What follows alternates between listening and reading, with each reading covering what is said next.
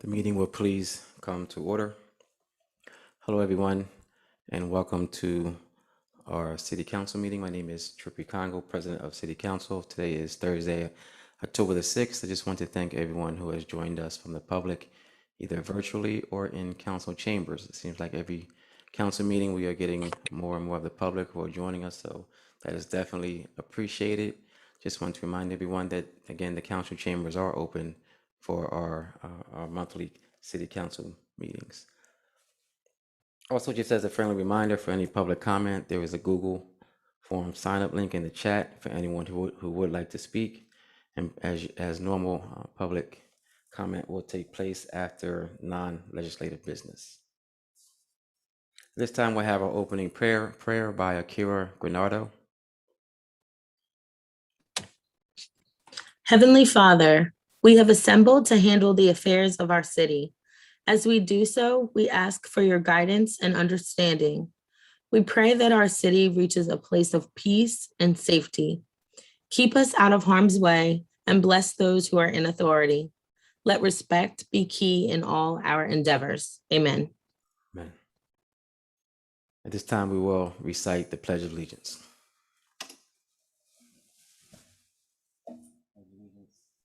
I pledge allegiance to the flag of the of the United States of America and to the republic for which it stands, one nation, under God, indivisible, with liberty and justice for all. Clerk, please call for the roll. Councilwoman Gray, Present. Councilwoman Darby, Present. Councilwoman Oliver, Present. Councilwoman Harley, Present. Councilwoman Fields, Present. Councilwoman McCoy, Here. Councilman Johnson, Present.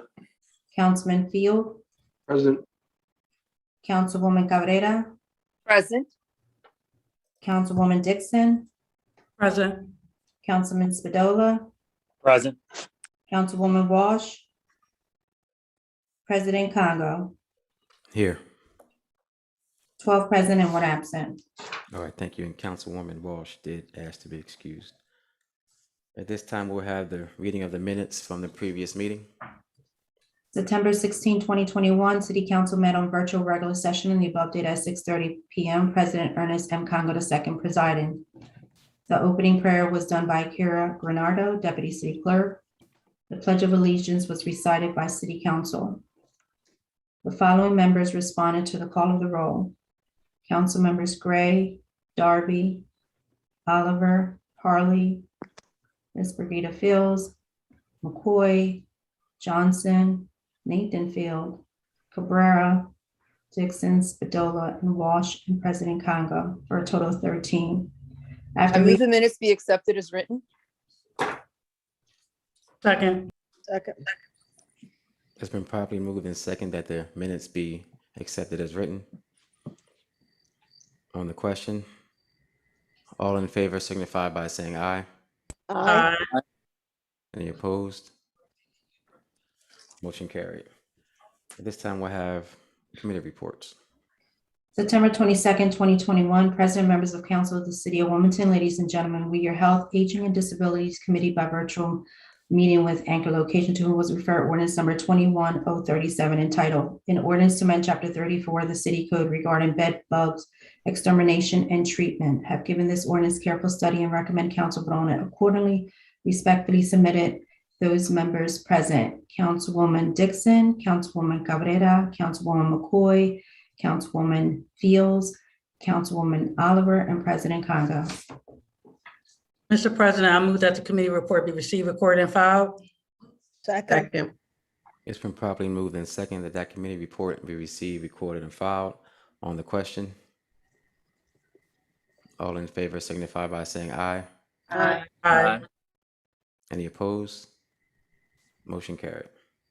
October 4th, 2021, we, your Finance and Economic Development Committee, by virtual meeting with Anchor Location 2, was referred substitute number 1 to ordinance 21044, entitled, "An Ordinance to amend Chapter 2 of the City Code to require annual ethics training." I've given this substitute ordinance careful study and recommend council vote on it accordingly. Respectfully submitted, those members present: Councilman Johnson, Councilwoman Harley, Councilwoman Oliver, Councilman Spadola, President Congo, absent Whitleaf, Councilman Nathan Field, and Councilwoman Walsh. At this time, I move for the committee report to be received, recorded, and filed as written. Second. It's been properly moved and second that that committee report be received, recorded, and filed. On the question, all in favor signify by saying aye. Aye. Aye. Any opposed? Motion carried. Now we'll have our city treasurer's report. October 7th, 2021. Total investment, $515,139,636.22. Total cash on hand, $11,758,761.63. Grand total, $526,898,397.85. Submitted by Dwayne Sims, City Treasurer. I move the treasurer's report be received, recorded, and filed. It's been properly moved and seconded that the treasurer's report be received, recorded, and filed. On the question, all in favor? On the question? Yes, Mr. President. Councilwoman Oliver. Thank you, Mr. President. We have the treasurer, we have Chris Johnson on the line, as well as Michelle Harley. I think we need to follow protocol. He's on here, and the vice chair of the finance committee is on here. So I think not tonight, but in the future, we should allow him or Councilwoman Harley to make the motion and second it, opposed to us jumping around. Thank you. That's all I have to say. Okay, thank you. All in favor signify by saying aye. Aye. Aye. Any opposed? Motion carried. At this time, I accept a motion to accept all non-legislative business. So moved. Second. It's been properly moved and second to accept all non-legislative business. On the question, all in favor signify by saying aye. Aye. Aye. Any opposed? Motion carried. Do we have any presentations for this evening? Councilwoman Oliver, do you have a presentation? Mr. President, I have a recognition resolution. Okay, Councilwoman Harley, you may proceed. Yes. So before I read the resolution, first of all, I want to say that I want to thank Mr. Marty Hageman, who is the honoree tonight to receive this recognition. I want to thank you, Marty. I hope that he's on the line. I want to thank you for welcoming me to be a part of the Downtown Visions organization in the capacity of the 4th District representative, and always being helpful, always being kind and inclusive with the Downtown Visions events that you sponsored during my first term and even my second term. So I just wanted to thank you for that personally, and to congratulate you on the distinguished working record and work ethic. And thank you for your contributions to the city of Wilmington on many, many levels. The City Council, October the 7th, 2021, sponsored Council Member Michelle Harley. Whereas it is the sense of this legislative body to honor those who have enhanced the quality of life in our community and have shown a long and sustained commitment to maintaining the high standards of their profession. Marty Hagman deserves the recognition and appreciation of the citizens of the city of Wilmington for his 27 years serving as Executive Director of Downtown Visions. Marty has served the city of Wilmington for over 5 decades. He worked as a Wilmington police officer for over 23 years, and then seeing that his talents and love for the city could be used more effectively, he was hired as the first executive director of Downtown Visions. In 1994, the city and state allowed Downtown Visions to operate under a charter to manage the business improvement district. Its goal was to take the 70 blocks of commercial and street level business space and create a robust downtown. Their hope was to create, manage, and promote a better quality of life for people to work, live, and visit downtown Wilmington. Marty knew that in order to bring the goals and mission of Downtown Visions to fruition, it would take time, patience, and a marathon mentality of slow and ready and steady. His first act was to create a cleaning safety ambassador team where they were trained and equipped to monitor the streets and create a presence downtown. Almost immediately, there was a reduction of crime, improved cleanliness, and was realized, and Marty knew they were moving in the right direction. He continued to build off this success by raising funds in 2001 to establish a video safety partnership with an initial 23 cameras placed in public spaces. In conjunction with the Wilmington Police Department, this program has since grown to now having over 100 cameras throughout the entire city. In addition to the safety, cleanliness, and partnerships between business owners and residents, Marty looked for more ways to engage the community and bring people together. In 2003, Downtown Visions reinstituted the Downtown Farmers Market, and it has grown and draws new vendors, residents, and those who work downtown to see and enjoy downtown. The Main Street Wilmington program was established in 2004, giving support to small businesses and helping to advance the preservation of the city's historic qualities and characteristics. This program has granted over $800,000 to 75 businesses, and it has given downtown a very welcoming and aesthetic look. With all the business growth happening downtown and with the recent pandemic, Downtown Visions has been even more dedicated to helping small businesses with new ways to do business. The Curbside Wilmington program allows restaurants to continue to provide dining space while adhering to the restrictions necessary due to the COVID-19 pandemic. They have had to use new forms of marketing to continue business and growth in the downtown area, and all their efforts have been successful in allowing the downtown area to thrive. And lastly, Marty has been a staple in the downtown community, and his longstanding record of achievement will always be remembered as the instrumental push the city needed in order to revitalize our business improvement district. Over 27 years, not only with Downtown Visions, but the city of Wilmington, Marty's efforts are valued and will continue for years to come. It is evident that his efforts have proved successful with the growing residential community population, the increase in new businesses, and the current future of major development plans. Now, therefore, be it resolved by the Council of the City of Wilmington that this council is pleased to commend Marty P. Hagman for the outstanding commitment and dedication of service that he has provided to our downtown communities. We wish him well as he ventures on to the next chapter of his life. And again, congratulations, Marty, for all that you have done for the city of Wilmington. Thank you. All right, thank you, Councilwoman Oliver. Can Marty have comments? You would like him to speak first? Okay, whatever you want, however you want to do it, Mr. President. Okay, we'll let the council members speak first, and then Marty can follow up. Okay, sure. All right, thank you. Thank Councilwoman you. Oliver. Thank you, Council President. I just would like to echo what Councilman Harley stated.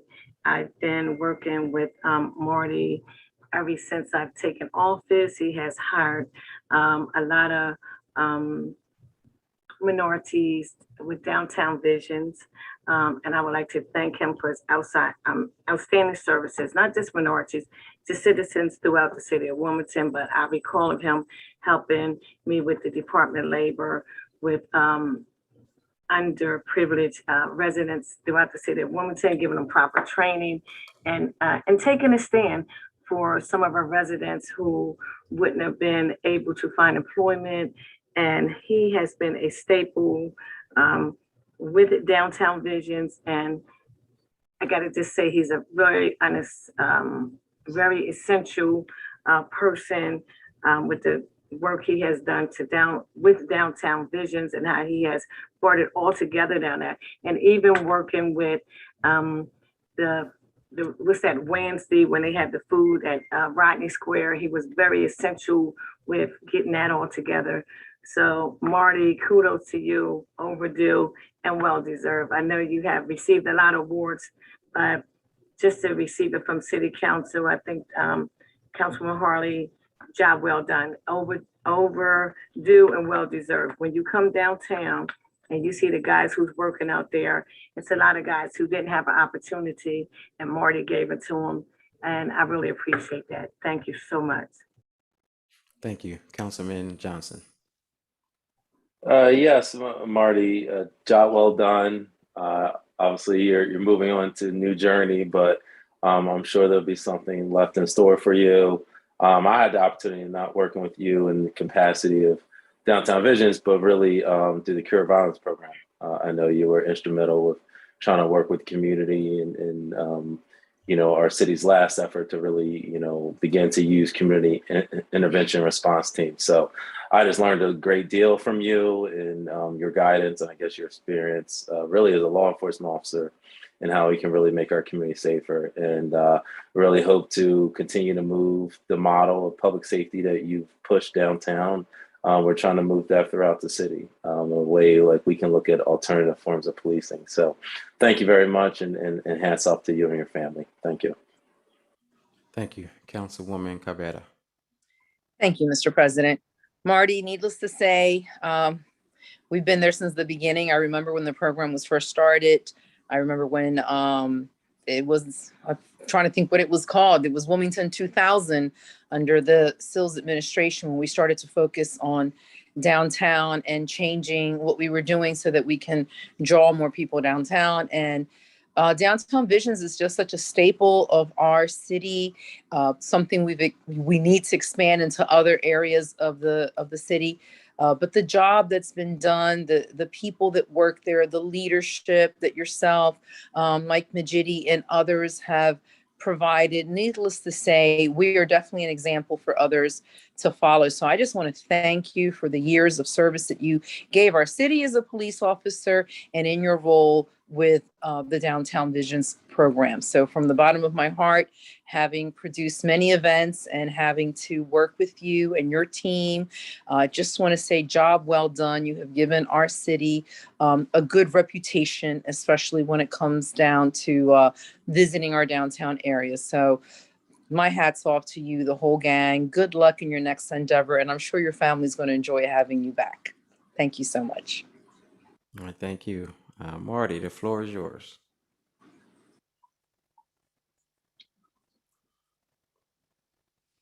Thank you, Mr. President. Thank you, Councilwoman Harley, and thank you all the esteemed members of council. Usually, as you all know me, that I usually have a lot to say, probably too much. But tonight, I can say very little. I just want to say that I'm both honored and humbled just by this recognition. It's been my pleasure to serve this community, this city, over the last 50 years. My first real job was when I was a teenager, when I started with Wilmington Police in the cadet program. So it's been right out of high school and all my adult life here. So I just want to say I offer my sincere and heartfelt thank you to all members of council, and I've cherished your support, direction, and friendship over the many years. So thank you, Mr. President, and thank you, esteemed members of council. And thank you, Marty, and good luck in your future endeavors. You will definitely be missed. Councilwoman Oliver, do you have a recognition? Councilwoman Harley, did you have any more comments? Yes, I just wanted to say, I was thinking that you was moving on to the next council member earlier when you had called Council Member Oliver. I just wanted you to know that. So Okay. that's it. Okay. All right, thank you. Thank you. You're welcome. Councilwoman Oliver, do you also have a presentation this evening? Yes, Mr. President. This is from the entire council of City of Wilmington, Wilmington City Council. This is for local 320. Whereas Wilmington City Council is honored to recognize the individuals and organizations that stood in the front lines during Hurricane Ida, providing countless resources, assistance to those in need throughout the city of Wilmington. Through their faithfulness, concern, and selfless devotions, they have continuously committed their energy and purpose to the care and well-being of others. Whereas Hurricane Ida swept through the Gulf Coast, leaving several states devastated, including Delaware, resulting in at least 7 tornadoes in the Northeast region. The Hurricane Ida left many families with no choice but to evacuate their homes and leave behind their vehicles as they were destroyed in the flood and the weather, especially 11th Street Bridge. Whereas Wilmington Department of Public Works and multiple emergency operation agencies took immediate action to provide essential services while ensuring the safety of our Wilmington City residents.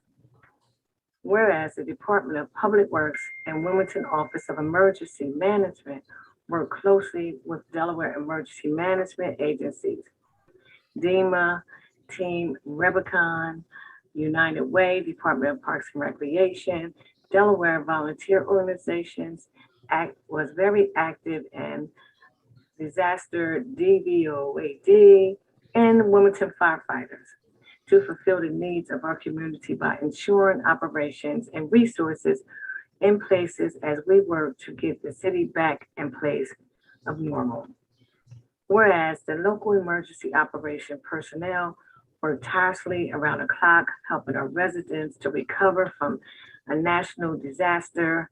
Throughout the city, many operations spent time canvassing the neighborhoods and informing individuals of relief programs while focusing on those who were insured and uninsured.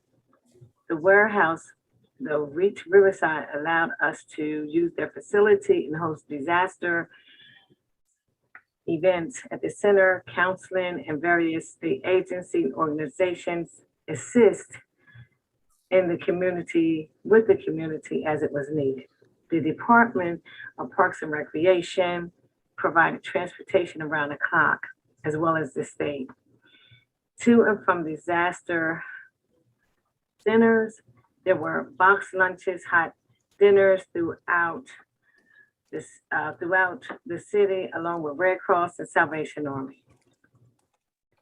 This is really talking about, this really affects this says, especially for the entire Public Works Department. Now there be resolved by the City Council of Wilmington that this council is pleased to commend the Department of Public Works and our government and non-governmental organization, including all responders, for their teamwork, extensive efforts, and outstanding commitment and dedication for our service and for the service that they provided for local communities following the devastation of Hurricane Ida. And this is from the entire City Council. Mr. President, this is really, I like to say a few words. This is rather emotional for me. I was out there, and I have to give credit where credit's due. I a lot of the guys, all of the staff. I'd like to thank Commissioner Kelly Williams for the work she did during the hurricane. I'd like to thank Willie Patrick and also Mr. Preston Foster. That whole team, and I don't know all the names because I saw so many of them out there, but they were out there tirelessly, you know, moving furniture for people. They were doing things that wasn't even in their job description. They were out there holding people's hands. I mean, I saw several of them very emotional. This was something that none of us have ever experienced, but I just would like to thank them for their services, and I really appreciate them. And I look at some of them totally different for just being out there with the residents who had no hope and was out there crying and they was holding their hands. And I'd like to thank you also, Mr. President, for, you know, being out there and supporting me and calling and, you know, staying on the phone with me countless hours. So this was a job for that none of us experienced. And thank you so much. All right, thank you. Yeah, we will be eternally grateful for our Public Works Department for the job that they did for our residents. We can't thank them enough. I saw some yesterday, and they were just talking about you know, that whole experience and how they just jumped right in to help. And like you said, a lot of it wasn't even in their job description, but they just wanted to help. A lot of them were born and raised here, so they were just neighbors helping neighbors. So it was definitely an experience that I don't think that anyone who resides in the area will ever forget.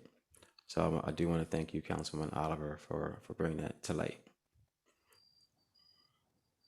And is anyone here from Public Works that's going to speak, Councilwoman Oliver?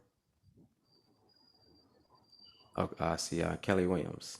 Commissioner Yes, Williams. Commissioner Kelly. Hi, good evening. Thank you, Councilwoman Oliver, for thinking of us. I truly appreciate it. And really thank you for acknowledging all the other people in this resolution. It really, really was a team community effort. It wasn't just Public Works. It was, you know, the EOC and DEMA and Team Rubicon and all of those people that you mentioned, and many, many more as well.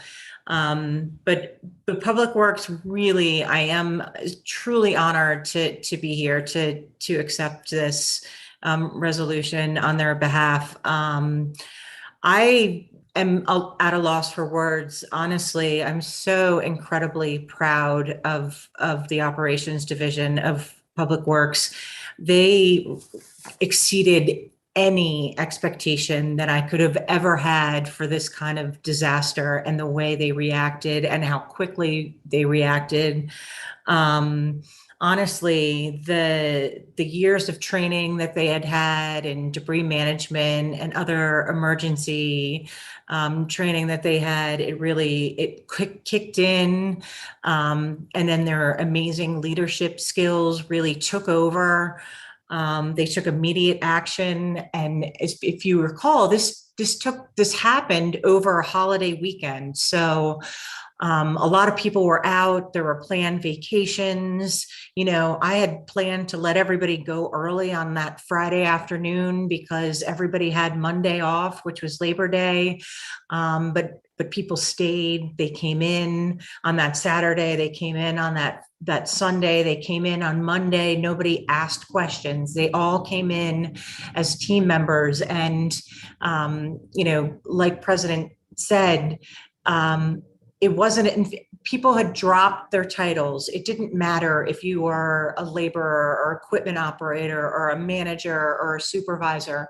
Everyone was out there just to help. And it was amazing. They were all out there just to help their neighbors and their friends families. And it was great. It was really, really incredible. And the amount of work that was done in just that weekend, if you had seen what it looked like on that Friday morning, and then came back on what it looked like that Tuesday morning, it was a world of difference. All the roads were passable. You can drive through the community. We had removed tons of debris already. But 14 days later, we were continuing to work nonstop. At the end of it, we'd already committed to 300 tons of debris removed. And it just is wonderful. I mean, it really, it's emotional. It's so, we as a city should be so incredibly proud that we employ the people who work for Public Works, because they put their heart and soul out there for everybody to see. And I couldn't be prouder. I just wanted to share one thing with you that Team Rubicon had sent to me and some others. Team Rubicon is a volunteer group of veterans that go around the country and help in disasters such as the one that we had. And they work on very big disasters like, New Orleans and, really big events. And they came to Wilmington and they helped. And they sent me an email. They sent Willie Patrick an email. And part of it said that after discussing with several of them, the team leaders, they decided that after being in hundreds of these types of operations across the U.S., that the city of Wilmington had provided, and I quote, the best support of a devastated community that they have ever seen, end quote. And that really speaks to how hard our men and women worked over those, 15, 20 days. And it really makes us proud, and we should all be proud of what they've done. So I'm happy to be here to accept this resolution and to present it to the guys and women who are out there helping. And the other thing that I wanted to mention is that we did all of this and did not interrupt our irregular operations. We continued to collect trash, and we continued to do special pickups and do all of this on top of what we do on a normal basis. So thank you, everyone. Thank you. Thank you for what you do for us. And, hopefully we've learned some things and we'll do even better next time. So I appreciate council members and council president for you really accepting that we do work hard out there. I appreciate it. All right, thank you, Commissioner Williams. We do have a few comments from council members. Councilwoman Gray. Thank you, Mr. President. I would also like to thank Public Works and Commissioner Williams. I was out there for a day and spoke for a long time with the regional director for the Red Cross, and she also complimented the city and the job they were doing. And at the time, of course, there were a lot of us didn't have the understanding why everything wasn't done immediately and why food and bed and cots. And she explained the whole process, the domino process, but she definitely complimented our city for the work they were doing. So congratulations with a job well done. Thank you. Thank you. Councilwoman Fields. Thank you, Council President.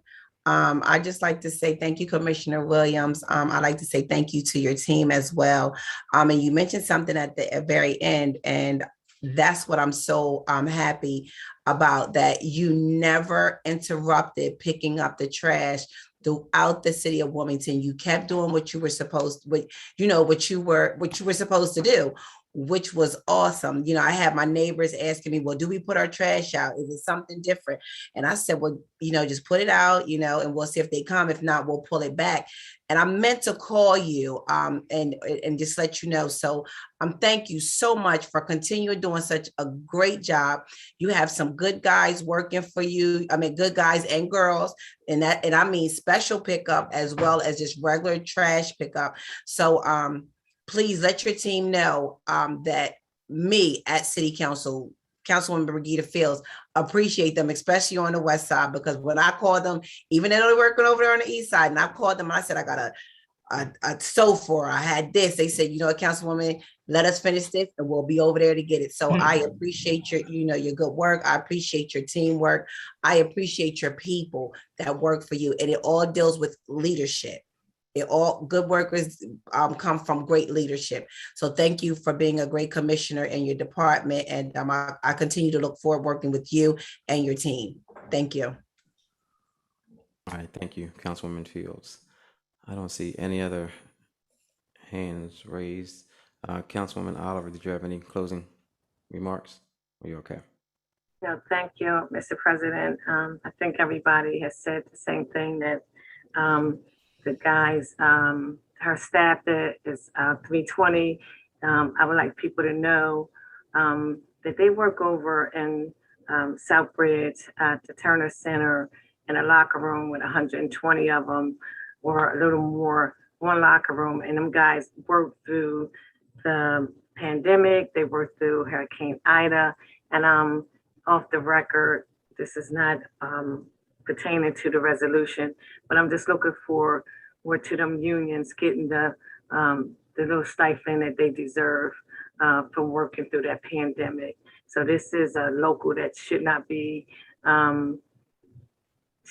fighting, or let's not be remiss of the work they have done for the city of Wilmington. So whatever little funds they are due, I think it goes without even saying, them guys deserve whatever they're due. And that's all I have to say. Thank you so much. Okay, thank you. Is there anyone else who wants to speak to this recognition? If so, please raise your hand.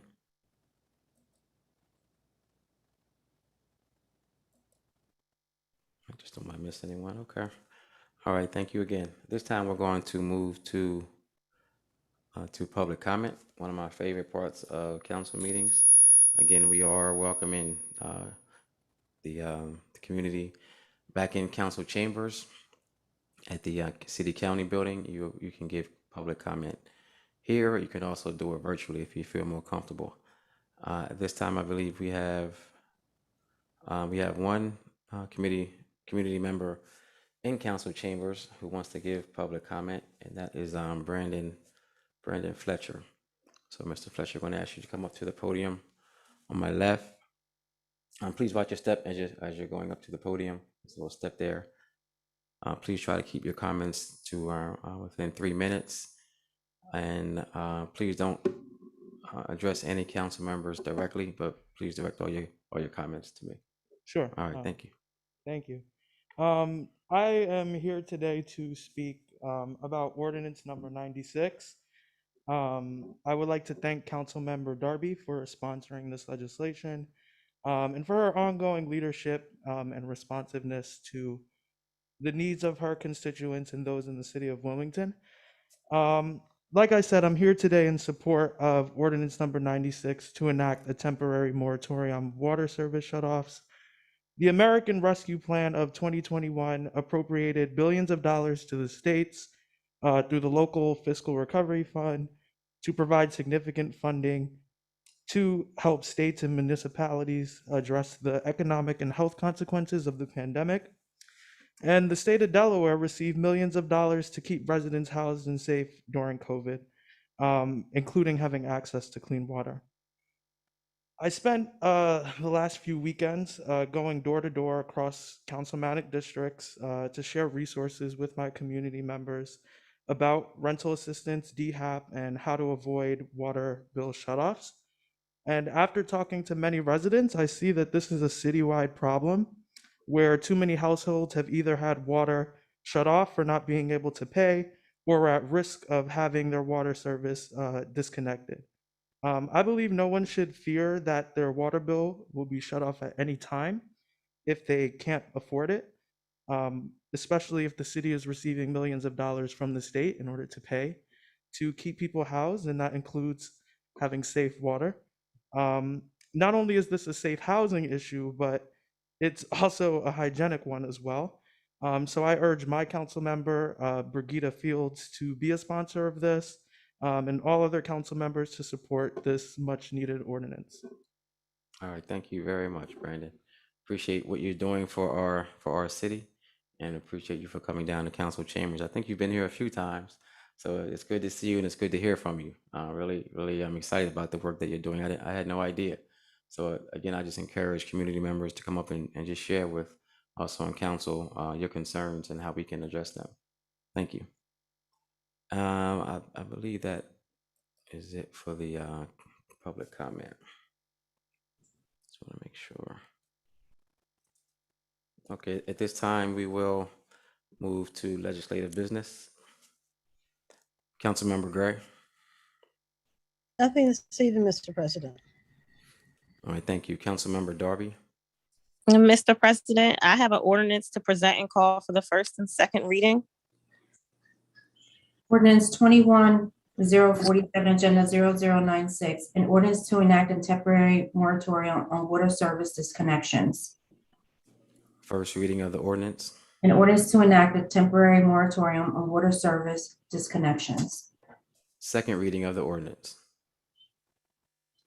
Mr. President, I move that be known as the first and second reading of the ordinance and refer it to the Finance and Economic Development Committee.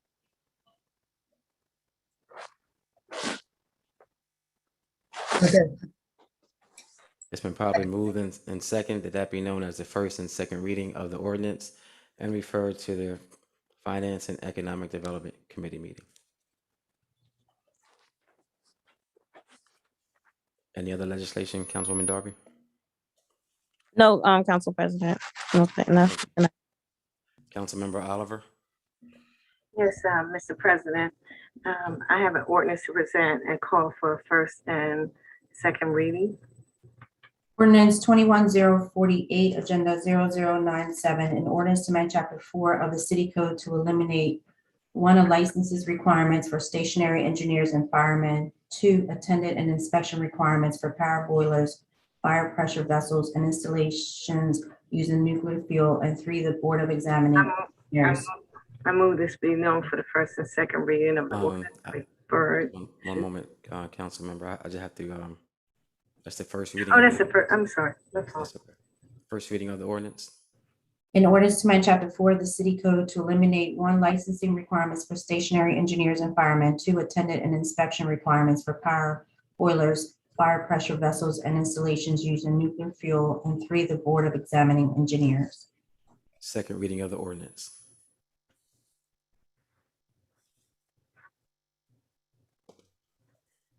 I move this be known for the first and second reading of the ordinance and refer to the Public Works and Transportation Committee.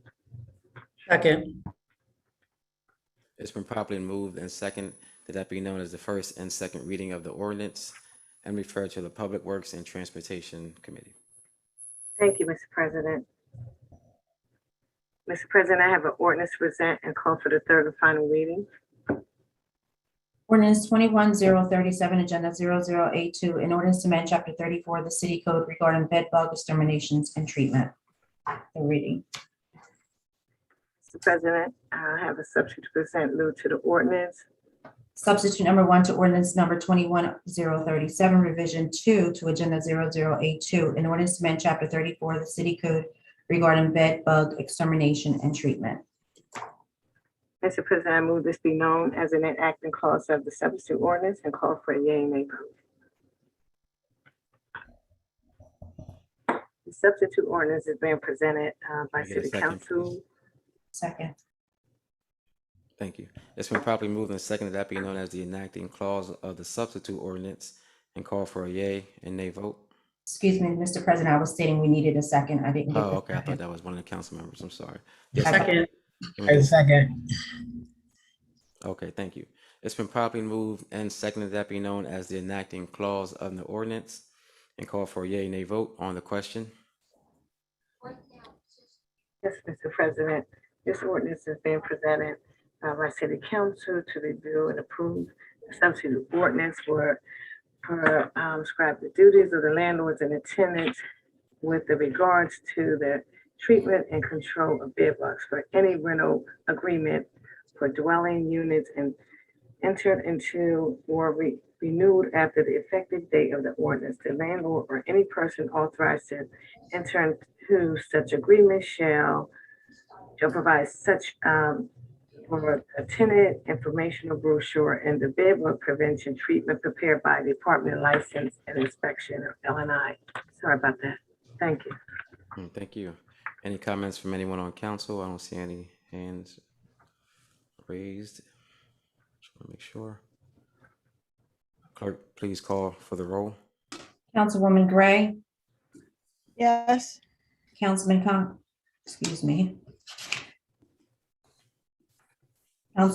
Darby, Yes. Councilwoman Oliver, Yes. Councilwoman Harley, Yes. Councilwoman Fields, Yes.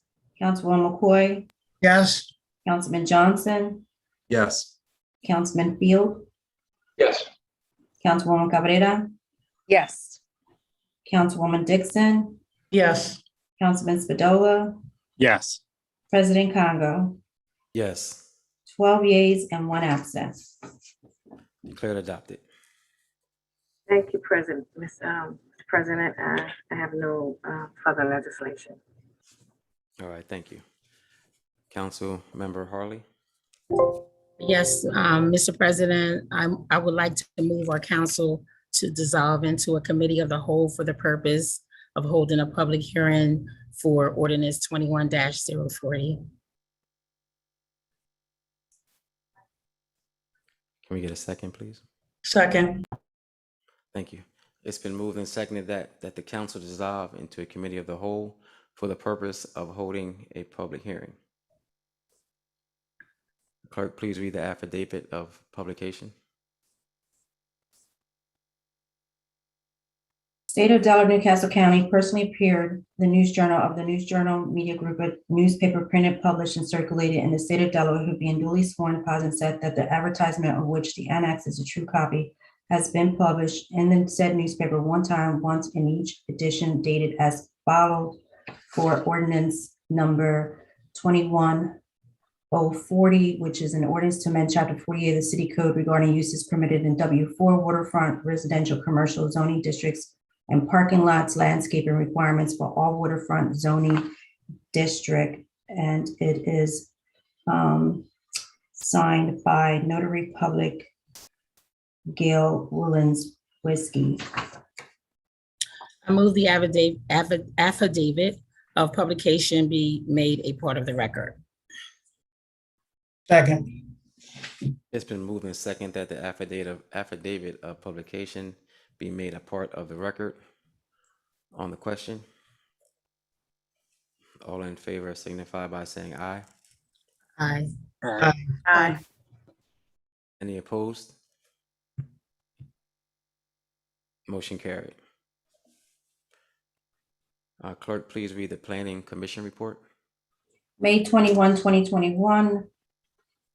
Dear Ms. Sejo, attached for City Council's consideration are City Planning Commission's Resolution 2-21, 3-21, 4-21, and 5-21 as amended, along with the related I department. move the Planning Commission report be made a part of the record. Second. It's been moved and seconded that the Planning Commission report be made a part of the record. On the question, all in favor signify by saying aye. Aye. Aye. Any opposed? Motion carried. Or a representative of the Planning Department, please come forward with your report.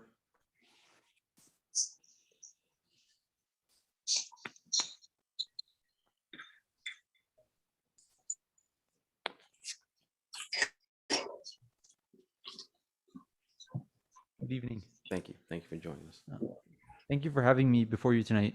My name is Matthew Harris, and I'm a planner with the City of Wilmington's Department of Planning. I'm here tonight to present to you Ordinance 21-040.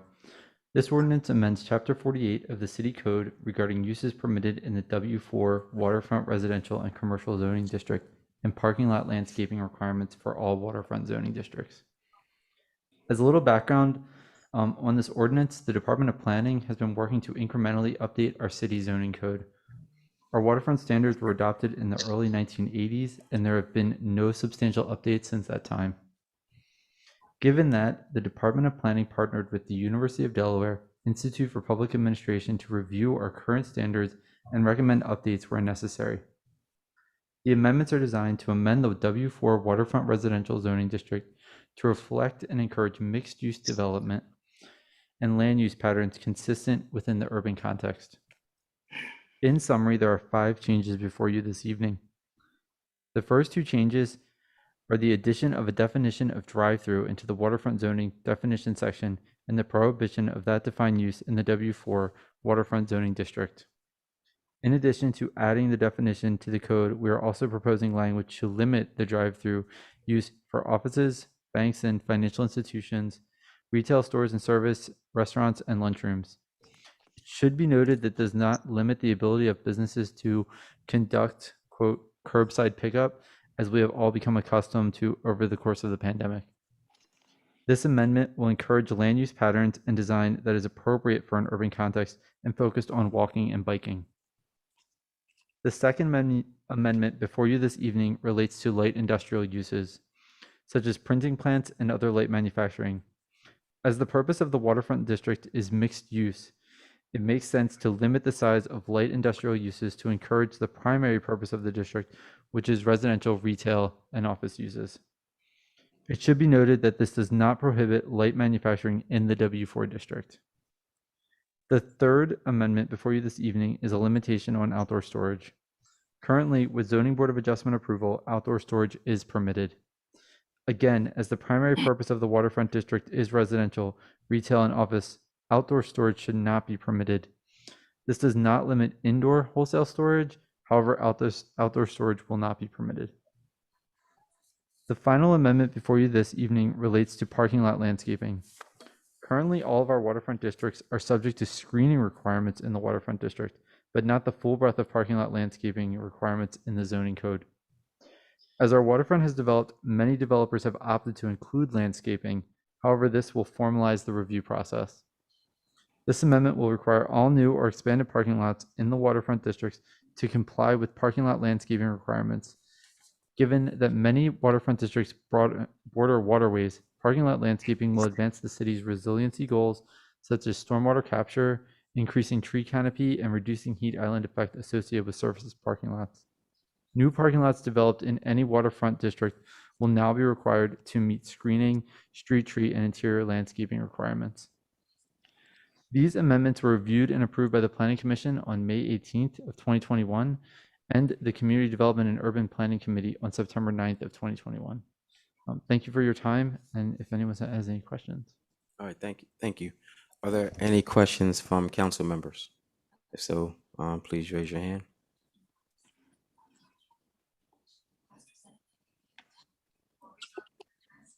I see no hands raised.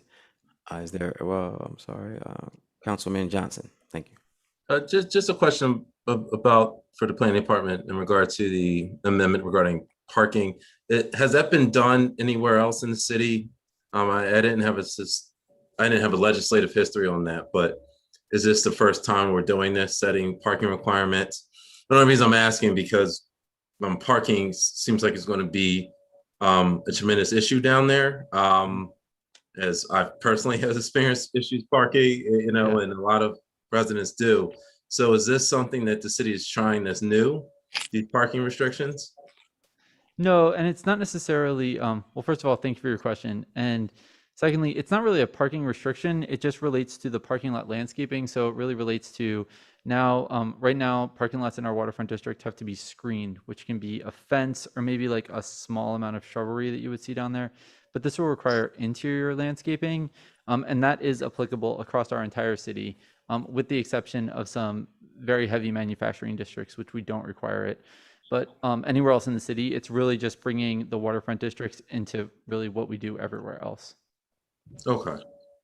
Okay, so it's not going to limit the parking in any way, or whether we can build high-rise parking, for instance. No. It would really just ask them, like mostly. There might be a couple of islands in the middle for stormwater capture. We're going to get some more street trees, which I think is a goal of everywhere, increasing the tree canopy. It creates a better aesthetic, so it won't limit parking. Okay. Thank you very much, Mr. Harris. Yeah, thank you. Thank you. Any other council members? Councilwoman McCoy. Vincent. Thank you, Mr. President. My only question, I just wanted to make certain that this is more so making certain that we didn't have any type of anything that was built with a drive-through or anything that was coming to the riverfront. I thought that was actually one of the things that we were supposed to be discussing, but that did not take place. I'm maybe thinking of something else then. No, I think Councilmember McCoy, you are thinking about this, and it was the first section that I did speak about. We are defining and then limiting the drive-through use in the waterfront W4 district, which I should note is not just on what we all think of the riverfront. And Councilmember Oliver's, there's some districts, there's some W4 over by you and also on East 7th Street. So we have a lot of W4 across our whole city. And yes, the ordinance would limit the drive-through facility. However, the planning department did want to be clear, and this is a good opportunity to clear this up, is that we're not limiting the use. So all of the uses are permitted. We just want them set in a space that makes more sense for an urban context as opposed to a suburban context. So you can have all of the same uses. It's just we don't see the drive-through facility, with its interruption to a pedestrian experience, a lot of cars moving in and out. We didn't see that as a vision for the W4 districts, I should say. Okay, thank you. Any follow-up, Councilwoman McCoy? No, that was it. Thank you. All right, thank you. Councilwoman Fields. Yes, thank you, Council President. My question is this just pertaining to the 4th district, or is this going to be citywide? So this is citywide. So anywhere that has a W4 district, which would be a district along largely a river. So Councilmember Fields, I don't know if any of your district would necessarily be impacted. I don't believe there's any W4 there, but it would impact Councilmember Harley's district, Councilmember Oliver's districts, probably Councilmember Fields over in the 8th district as well. Okay, thank you. I just wanted to be sure. Thank you. All right, thank you. Councilwoman Harley. Yes, I just wanted to add a little bit of clarity around that in terms of examples. So when you look at Concord Avenue Concord Pike, you have McDonald's there. If you can recall, sometimes when you're driving up there, you see the long lines backed up on Concord Pike. Well, as we know, the South Market Street definitely is not as wide, doesn't have as many lanes as Concord Pike. So when you have a smaller, dense community and you have drive-through, it can definitely back up the traffic, and it can also become a public safety hazard. So that is part of the reasons that that particular point is made in the drive-through. And like I said, the best example I can think of is on Concord Pike. Sometimes when you see the backup on Concord Pike for McDonald's, the drive-through. Just wanted to just share that, that's all. Thank you. Okay, thank you. Do any other council members have any comments? Can I add one comment? Sure. Thank you. So thank you, Councilmember Harley, for that clarification. And I do want council to know, you did bring up the backup with the McDonald's on 202. However, our legislation will not limit the ability of a McDonald's to be in any W4 district. It would just be the waterfront. It would just be the drive-through element. So it would be like in many other cities where you just have to walk up to it. And that was important to planning, that we were inclusive of all the uses. All right, thank you. Any other council members have any comments?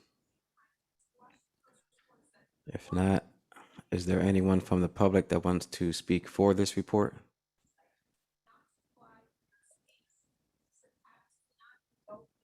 Don't see any hands raised. Is there anyone from the public who wants to speak against this report?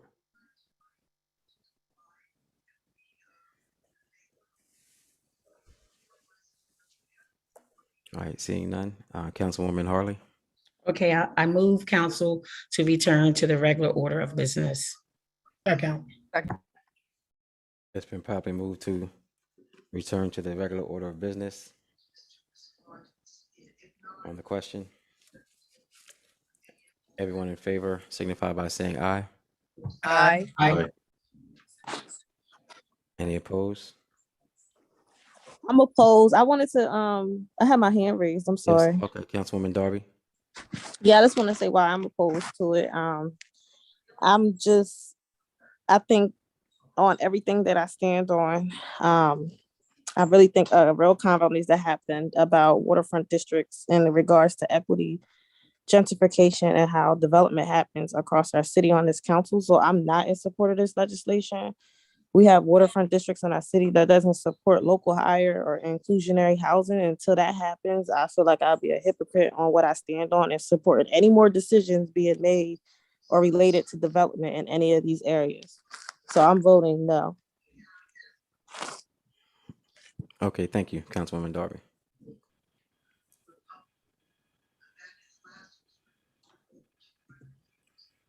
It's been moved and second that we return to regular order of business. All in favor signify by saying aye. Aye. Aye. Any opposed? All right, back to the regular order of business. Clerk, please read the committee report. September 9, 2020. President, members of Council, City of Wilmington, ladies and gentlemen, we, your Community Development Urban Planning Committee, by virtual meeting with anchor location, to whom was referred ordinance number 21040 entitled, an ordinance to amend chapter 48 of the City Code regarding uses permitted in the W4 waterfront residential commercial zoning districts and parking lot landscaping requirements for all waterfront zoning districts.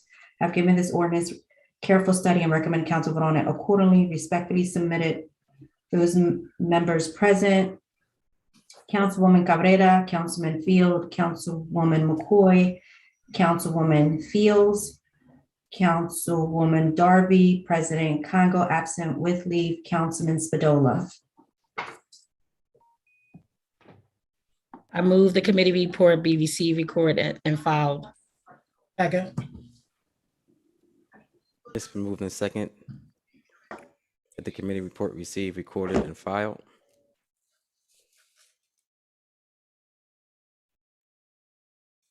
Clerk, are there any findings? Yes, Mr. President, you need a voice vote on that. Thank you. All in favor signify by saying aye. Aye. Aye. Any opposed? Motion carried. Clerk, are there any findings? Yes, sir. Thank you. To President of City Council Ernest Trippy Congo II, and honorable members of council, from Elizabeth Power, Senior Assistant City Solicitor, dated October 6, 2021. This is a memo regarding City Council's findings supporting the enactment of Ordinance 21040 to amend Chapter 48 of the City Code regarding uses permitted in the W4 zoning district and parking lot landscaping requirements for all waterfront zoning district. Enclosed, please find a copy of the findings prepared in connection with council's scheduled public hearing on October 7, 2021 regarding above referenced zoning ordinance. The findings supplement the records of the City Planning Commission and its report, as well as the records of the council's public hearing, and the law department advises their inclusion in the record as a means of complying with Delaware court decisions that involve zoning ordinances of county governments, but the principles of which apply to Wilmington as well. In this instance, the findings support the provisions of the ordinance. The findings and the ordinance reflect the recommendations approved by the City Planning Commission at its regular meeting following its public hearing on May 18, 2021. At that meeting, the Planning Commission approved its resolutions number 5-21 as amended, which recommended the amendments proposed in the ordinance. The enclosed findings support those recommendations. Should you have any questions regarding this matter, please do not hesitate to contact me. Councilwoman Harley. I move the findings be made a part of the record. Second. It's been moved and second that the findings be made a part of the record. On the question, all in favor signify by saying aye. Aye. Aye. Any opposed? Motion carried. Mr. President, I have an ordinance 21040 to present and call for the third and final reading. Ordinance 21040, agenda 0086, an ordinance to amend chapter 48 of the City Code regarding uses permitted in the W4 waterfront residential commercial zoning districts and parking lot landscaping requirements for all waterfront zoning districts. Mr. President, I move that it be known as the enacting clause of the ordinance and call for the yay and nay vote. So move. Second. Second. It's been properly moved and seconded that be known as the enacting clause of the ordinance and called for a yea nay vote on the question. Oh, yes, Mr. President. The synopsis pretty much has been shared by the planning department as it relates to the purpose of this ordinance, as it relates to the amendments to Chapter 48 of the City Code. And so basically, the waterfront prohibits the drive-through facilities and all the different amendments that were already mentioned. So there's this particular ordinance has no anticipated fiscal impact. All right, thank you. Just want to remind council members that once you vote, to please state your reason for support or not. It can be, your reason can be based on the findings. Clerk, please call for the roll. Councilwoman Gray, Yes, I've experienced the example of Concord Pike, so I am supportive of this. Thank you. Yes. Councilwoman Darby, Present, and I kind of already stated why, but I can't be in support of much happening at the riverfront when we're not having real conversations about what's going on. We talk about zoning, we talk about all these things, but nobody's having conversations about local hire and building down there or people living down there, inclusionary housing. But we want to make sure our riverfront look pretty, don't we? But we're not having conversations about other development in the city. So I'm present. Councilwoman Oliver, Yes, based on the findings. Councilwoman Harley, So I am definitely a yes, based on the findings and the people that live in that area. They were notified. I think it's very important that the people that live in different communities where there is work being done, or if there's any kind of issues or any kind of concerns, if the people in that particular area are supportive of what is going on, I think that is a good reason for me to support this legislation, as well as conversations are always going on down at the riverfront. The majority of the workers down at the riverfront are brown and Black people. And at all of the different areas that are down there that are thriving businesses, the majority of them are brown and Black people. And I'm really happy about that. And my answer is yes. thank you. Councilwoman Fields, My answer is yes. One, based on the findings, and secondly, if Councilwoman Harley has done her due diligence in her district to talk to her constituents and find out if this is something that they want within their district, and she is their representative for that particular district, then I will. Then I am in agreement with what she says her constituents want.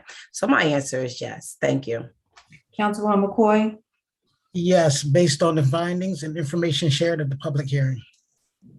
Councilman Johnson, Yes, based on the findings, and also similar to Councilmember Fields, I do believe in trusting the rep for that district. So, Councilmember Harley has talked to the community and done her work.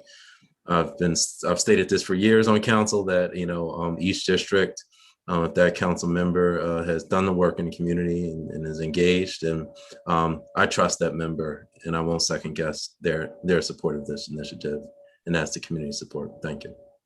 Councilman Field, Yes, for basically the same logic that my colleagues have laid out. And so yes.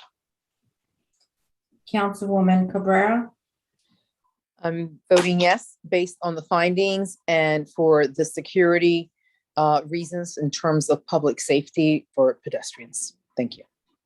Councilwoman Dixon, Yes, based on the findings. Councilman Spadola, Yes, based on the findings. President Congo, Yes, based on the findings. 11 yeas, 1 present and 1 absent. Declared adopted. That's all I have, Mr. President. Thank you.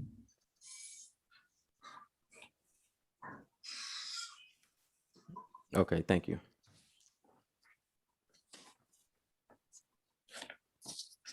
Councilwoman Fields.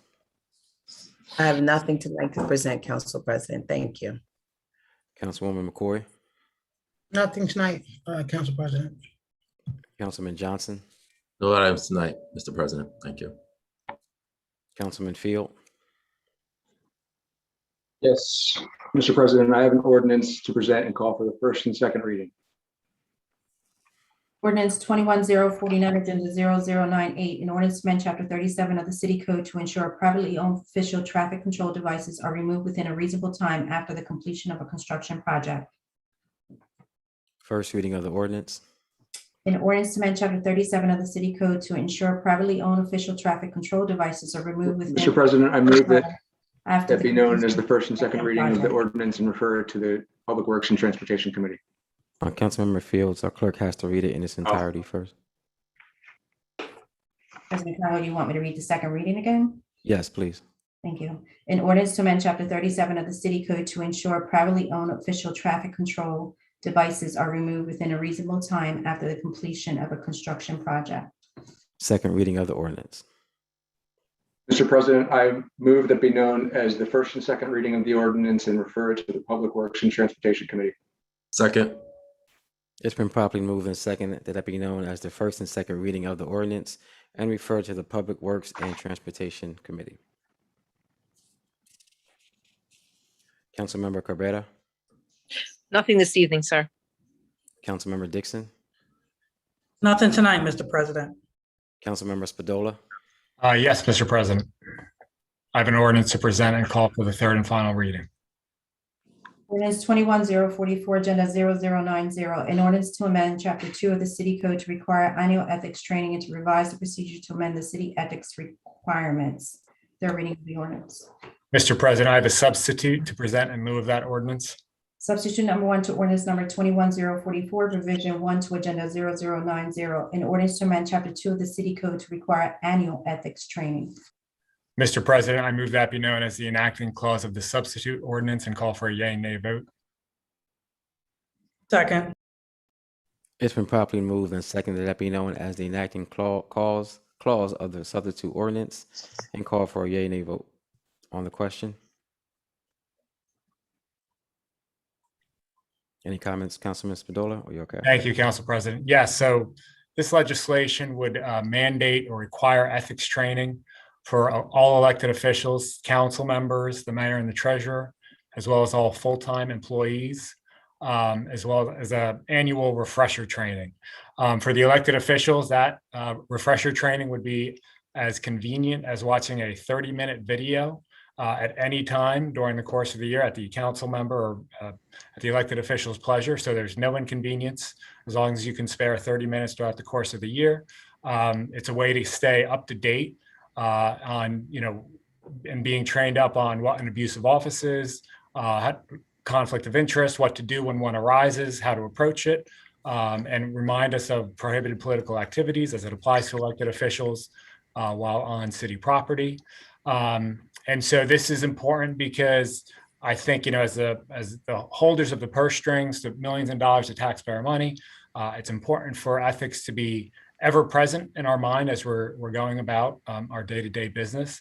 It's important for employees for to be ever present in their mind as they're working on the contracts before they come to us for a vote.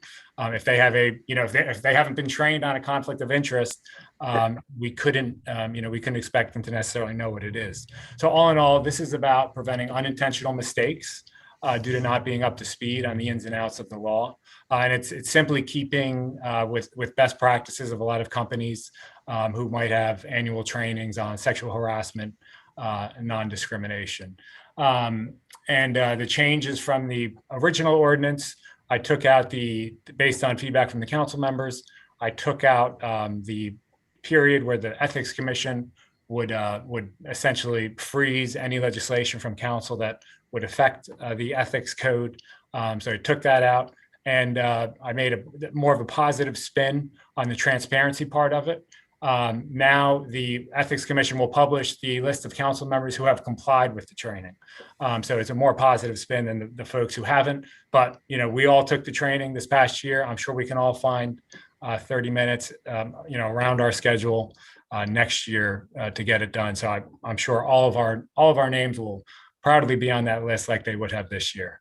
So I think at the end of the day, I just ask us, if we were to remove ourselves from this equation, us, other people in our seat, would we want them being trained on ethics? Would we want ethics to be ever present in their minds and in the city employees' mind? And should we hold ourselves to the same standard as we do the city employees? And I think, to me, the answer is a resounding yes, and I hope to have your support tonight. Thank you, Council President. Well, thank you, Councilwoman Gray. Thank you, Mr. President. I thank Councilman Spadola for this. I truly agree with just about everything he has stated. And like he said, if you're not aware of the parameters of your ethical parameters, then how do you know if you're doing something correct or not? So I think this is something that all elected officials should have. Also, we should be very transparent with the public because we are spending their money. So I totally support this, and I hope that other council members will support it also. Thank you. Thank you. Councilmember Johnson. Yes, I just want to commend Councilmember Spadola for working on this. We kind of worked as a team on this and working with the ethics board just to get something right. Again, we always look for improvements as we go along, and I think having clean government and efficient government is important. As we are holding, many large contracts and a lot of business in the city. So I commend Councilmember Spadola, and I look forward to implementing this new program and making us better reps for our community. Thank you. Thank you. Councilwoman McCoy. Thank you, Mr. President. I just want to state, I actually was not aware that the city employees were not required to take ethics training. So thank you to Councilman Spadola for bringing this to my attention. But if Human Resources had proposed this to council for city employees, that would be fine. HR would have had all those conversations with union and non-union workers and what have you. Well, this ordinance actually states that due to voluntary attendance when it came to the elected officials, I've never been made aware that the ethics training was actually completing the training, and the form and such was actually voluntary. This is something that had deadlines and you needed to get things done. So this ordinance makes things clearer, yes, but the way the Ethics Commission is kind of like, doing things, to me, did not seem voluntary. It felt like this is something that we needed to take care of. And because the Ethics Commission is empowered to make recommendations, which is states in the ordinance, they can recommend anytime, well, y'all need another training. Y'all need another training. I just felt that I just feel as though when it comes to the ethics training or the Ethics Commission, this is actually a great thing because I never knew that the city never did this. This is something I've done at every corporate and nonprofit that I've worked at. And for the city not to have had it, it is something surprising. But when it comes to the elected officials, we actually are already subjected to this. We could be FOIA by any resident or who have you. And Ethics Commission can investigate us if any issues come up. If they feel like we are not doing something correctly, they can bring it to our attention. I just don't think that this particular ordinance with us included is actually the way that we should go. If it was just making certain that the city did it and we had another piece of legislation to work with other than this, I think I would probably support it. But the way it is now, I'm just going to have to vote president. Thank you, Councilwoman Fields. Thank you, Council President. I just want to say that ethics is ethics, right? And I've been in the corporate world for over 20 plus years. And like I said before, and I'm going to say it again, we have to take it, I believe every 6 months, we have to take something according to ethics. So for Councilman Spadola to bring it up, I think it's a good idea. I know, there's some some twerks in it where, everybody has an issue with it.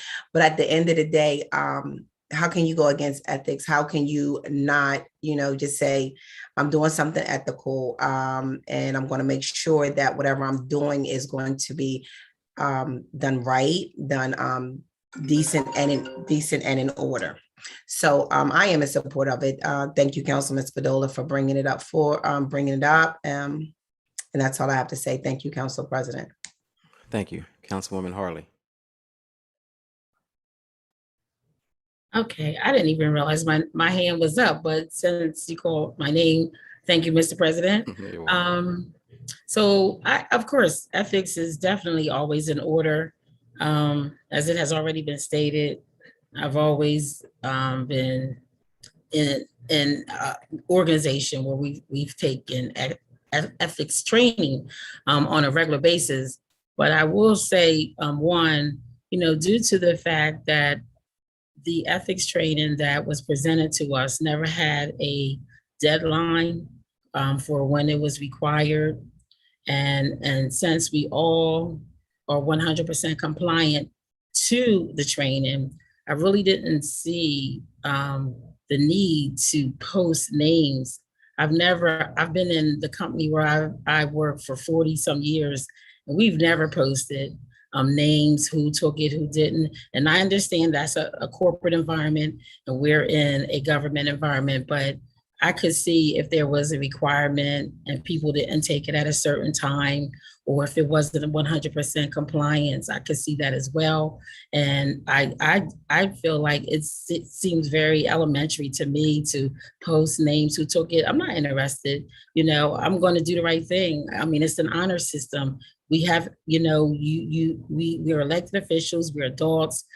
We have now here a requirement that says, every year we have to take it, and we can do that, and we're mature, and we should be held to an honor system. So yes, do I support ethics training? 120%. But do I think that our names need to be posted on a website and go into that detail? I really don't think that's necessary, because if somebody in my district want to know, did Councilmember Harley take the training? Check with the Ethics Commission. If somebody wants to know if any of the council members took the training, they could easily call. They could easily reach out. So I'm just, that's the one part that I just feel like that's going a little extreme. We're all elected officials, we adults, most of us run homes, and I feel as though I trust my council members to do the right thing, to take the training. And if they don't, then hey, somebody follow up and ask them about it. But to post names on a website who took the training, I don't know anybody that's interested in that. And so I believe in the ethics training. I think we should do it. I'm happy about it. Thank you, Councilmember Spadola. But I don't know, that was just a little bit excessive to me, but that's all I have to say. Okay, thank you. Councilwoman Darby. Thank you. I also want to say I agree with you, Councilwoman Harley, on that part of the piece. I support everything in the legislation, but the part with publishing names, I don't get the intention, and I don't know if it's supposed to be like a public ridicule. I don't know what's the purpose of it, and I don't think it's needed. I think everything else is needed, and it's a solid piece of legislation. So I don't know if we're able to make a decision on that tonight, Council President. Yes, you are welcome to make an amendment if you like. Well, I guess I'll let everyone speak, and then I guess open it up to see if we can make an amendment to that, because I'm with Councilwoman Harley on that part. Okay, thank you. Councilwoman Cabrera. Yes, I just want to commend Councilman Spadola. I think it's important that as leaders, there is a sense of accountability that we all have that's very different to the rest of the public.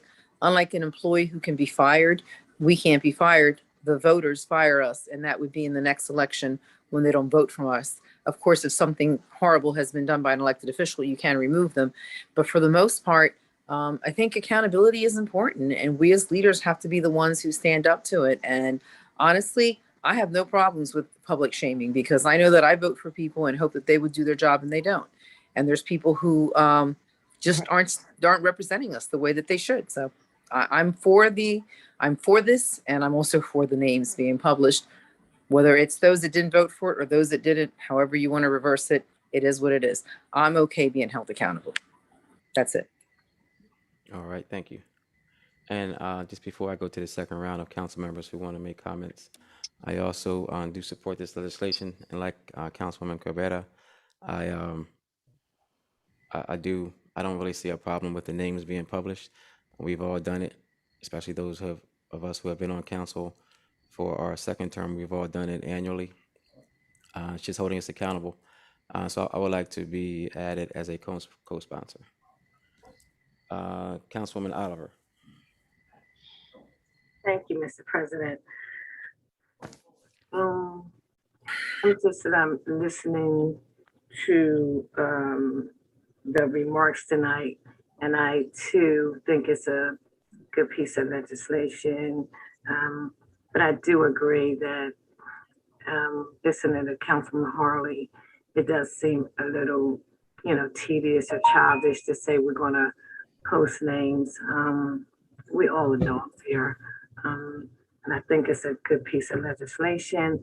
And with that being said, I would like to ask the sponsor if we can just strike that as far as move a motion to strike that section, just to say as far as the names being posted, but everything else looks good because, I think the Ethics Commission will make sure that's what they're there for, to make sure we all take the training. So I'd like to make a motion to strike that section. Do I have a second?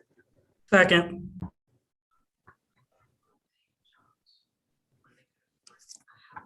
Which section are we referring to, Councilman Oliver? For public, for the names of the public, I just have my part of the agenda. Could someone here, Mary Bell, could someone tell me that section? I don't have it in front of me. I just have my part of the agenda. Councilman Harley, does anybody have that in front of them where they could tell me that section, please? President Conroe. Or, yes, if you can address that, please. Thank you. It's under section 2, page 3, section 2D, where it states certification transparency. The Ethics Commission shall provide on its city webpage a list of those elected officials who have complied with the ethics training requirement. Thank you, Mary Bell. So, Mr. President, I would like that section, page 3, section D, strike. Everything else is fine, but this just someone just used the language of shaming. I think that's very immature for us to even go through that. We're all adults. I think this was a good piece of legislation that the city of Wilmington employees, everyone across the board takes the ethics training. But as far as publicly shaming people, as someone just said, that seems a little childish to me. So I do have a second on it, and if we could take a roll call, I appreciate it. It's been properly moved in second to amend this ordinance. All in favor signify by saying aye. Don't we get to discuss? Aye. Don't we get to discuss it on the motion? No. Yes, we can discuss it. Just been properly moved and second to amend the ordinance on the question. Thank you, Councilwoman Gray. Thank you. Are you recognizing me, Mr. President, or no? Yes, if anyone would like to speak to the amendment. Yes, I'd like to speak to the amendment. I have to agree with Councilwoman Harley and Darby that this really isn't necessary to publish the people's names who have taken the ethics training.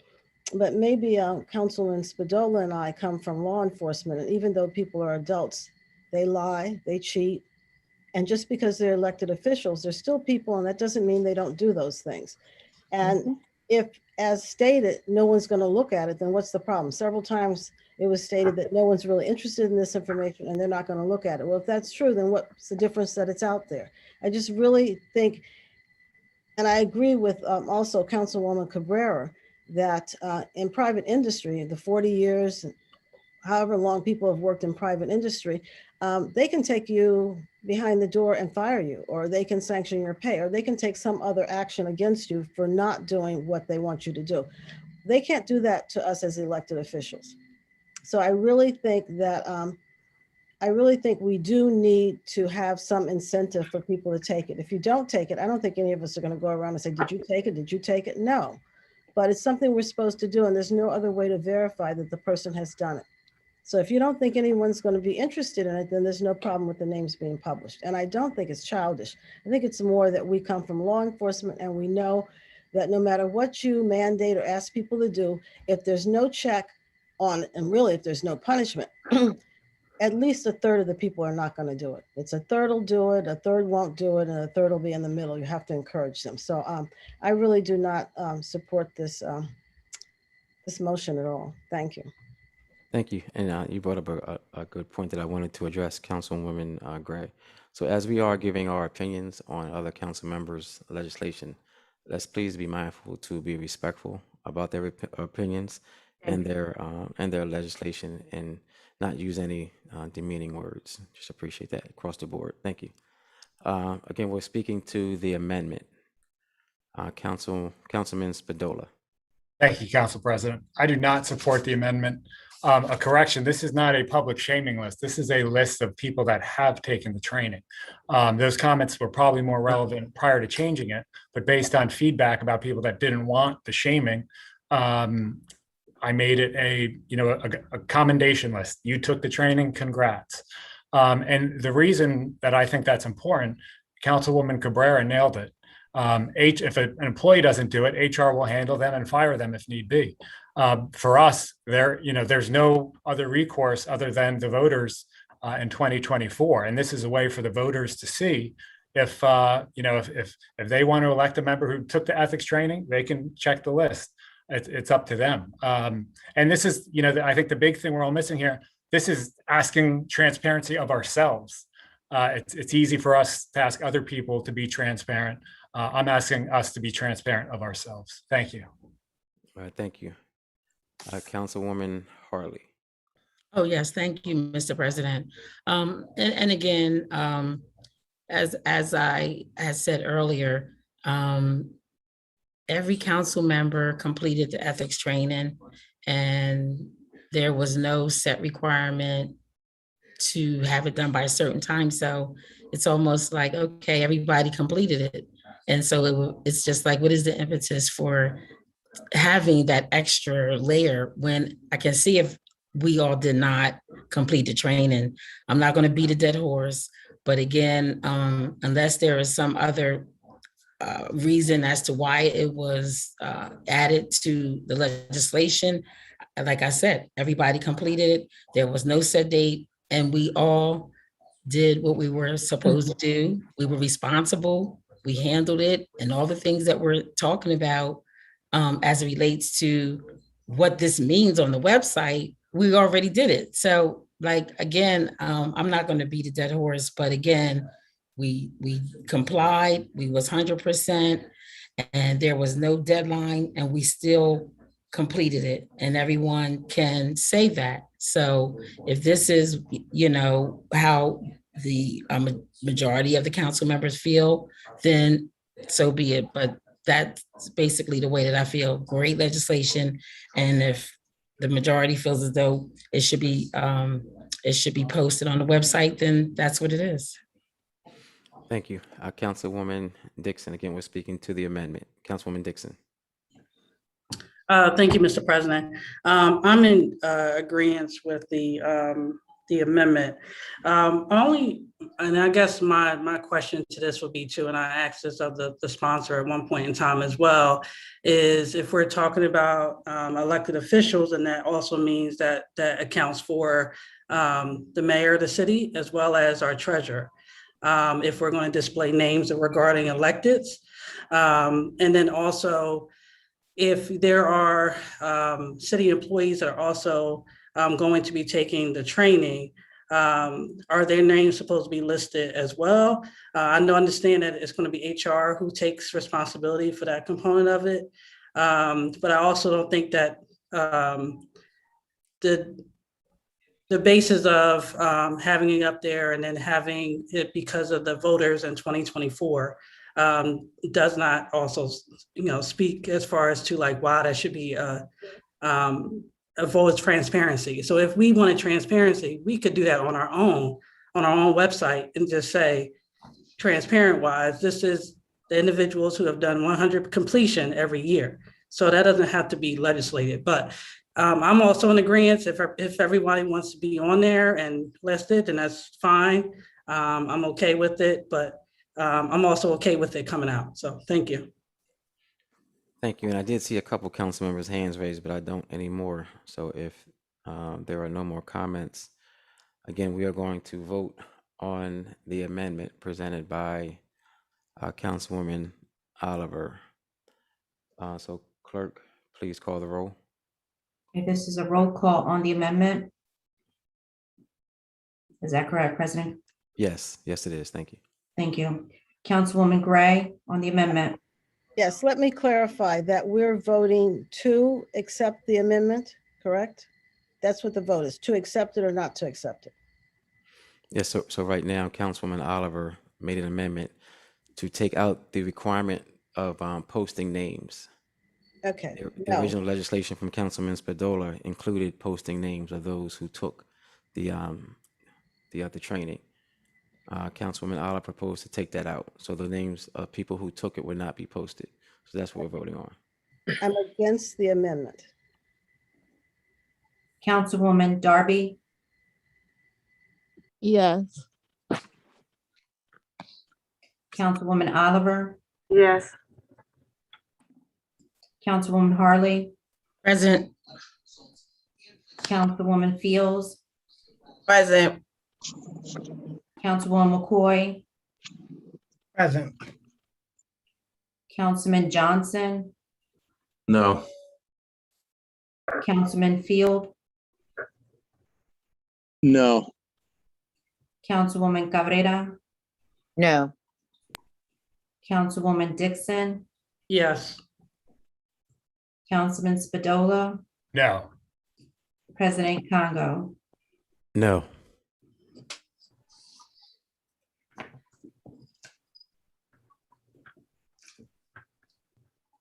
Three yeas, 6 nays, 3 present, and 1 absent. And declare defeated. So at this time, we will return to comments to speak to the legislation. I know that most council members already did speak. If no one else has any comments, I will return to the sponsor. Thank you, Council President. I appreciate the discussion and everybody's comments.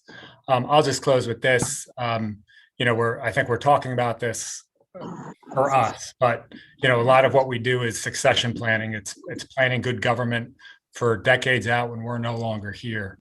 So I would urge you to keep that in mind when you vote. In 40 years, do you want a city council and mayor and treasurer? Yes, Councilmember Dixon, this would apply to the mayor and city treasurer as well. Do you want your elected officials to undergo annual ethics training as well as city employees? If you do, then vote yes. Thank you. Clerk, please call the roll. Mr. President. Mr. President. Mr. President. Yes. I had my hand up. I was trying to see when you said it was defeated. I have 1, 2, 3, 4, 5, 6, and I have 7. Did I miss something? I'm sorry? I said, could you ask her to give the count again? Did I miss something? Yes, clerk, could you please give the vote again on the amendment, the vote for the amendment? It was 6 nays, 3 yeas for the amendment, 3 present, and 1 absent. So what are you coming up with that? You're saying that's defeated? Clerk, can you respond? Mayor Bell, could you? Yes, I believe there were six noes, 3 yeas, and the rest were present. Joe was defeated. President is a no. So Mary Bell, what are you saying that is? I mean, Mr. President, may I ask the clerk what that is, please? I just gave the count of the roll, so of the count of the votes, so that's the president to call the count on that. Yeah, is there someone from the law department? Because I don't see that. Someone from the law department here? Yes, Councilwoman Oliver. John Hawley serving as parliamentarian this evening. So according to Robert's rules, a motion to amend requires a majority of votes to pass, which would be with full council 7. So with 12 present, the vote would require, I believe, 7 to pass. So with only 3 yeas, a majority was not. Got you. So we're 6 and 6. Okay, that's fine. Thank you. Just wanted clarity. You're welcome, Councilwoman. Any other questions for me? No. Thank you, Councilwoman Harley. Oh, no, my hand was still up. Sorry about that. Okay, no problem. All right, so again, we're going to go for the roll call for the original legislation brought forth by Councilman Spadola. Clerk, please call for the roll. Thank you. Councilwoman Gray, Yes. Councilwoman Darby, Present. Councilwoman Oliver, Yes. Councilwoman Harley, Yes. Councilwoman Fields, Yes. Councilwoman McCoy, Present. Councilman Johnson, Yes. Councilman Fields, Yes. Councilwoman Cabrera, Yes. Councilwoman Dixon, Yes. Councilman Spadola, Yes. Council President Congo, Yes.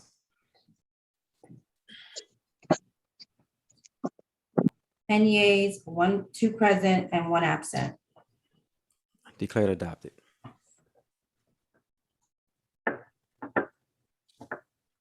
Any other legislation, Councilman Spadola? Not tonight. Thank you.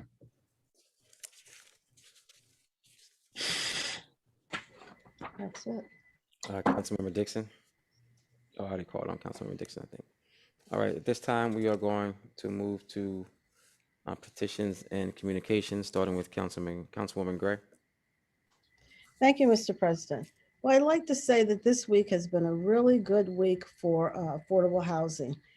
Governor Carney announced that he was giving $26.4 million to the REACH program, which will build, I think, something like 340 affordable houses. And then the county announced that they're giving $30 million to building affordable houses. And in conversations, it has come up repeatedly that Wilmington is not doing much for affordable housing. In fact, HUD released a report where they stated that we were not providing any avenues for people to acquire housing, and we were segregating our communities. And this is in writing from HUD, the feds. So I really think that we need to move forward and start doing something about affordable housing in Wilmington.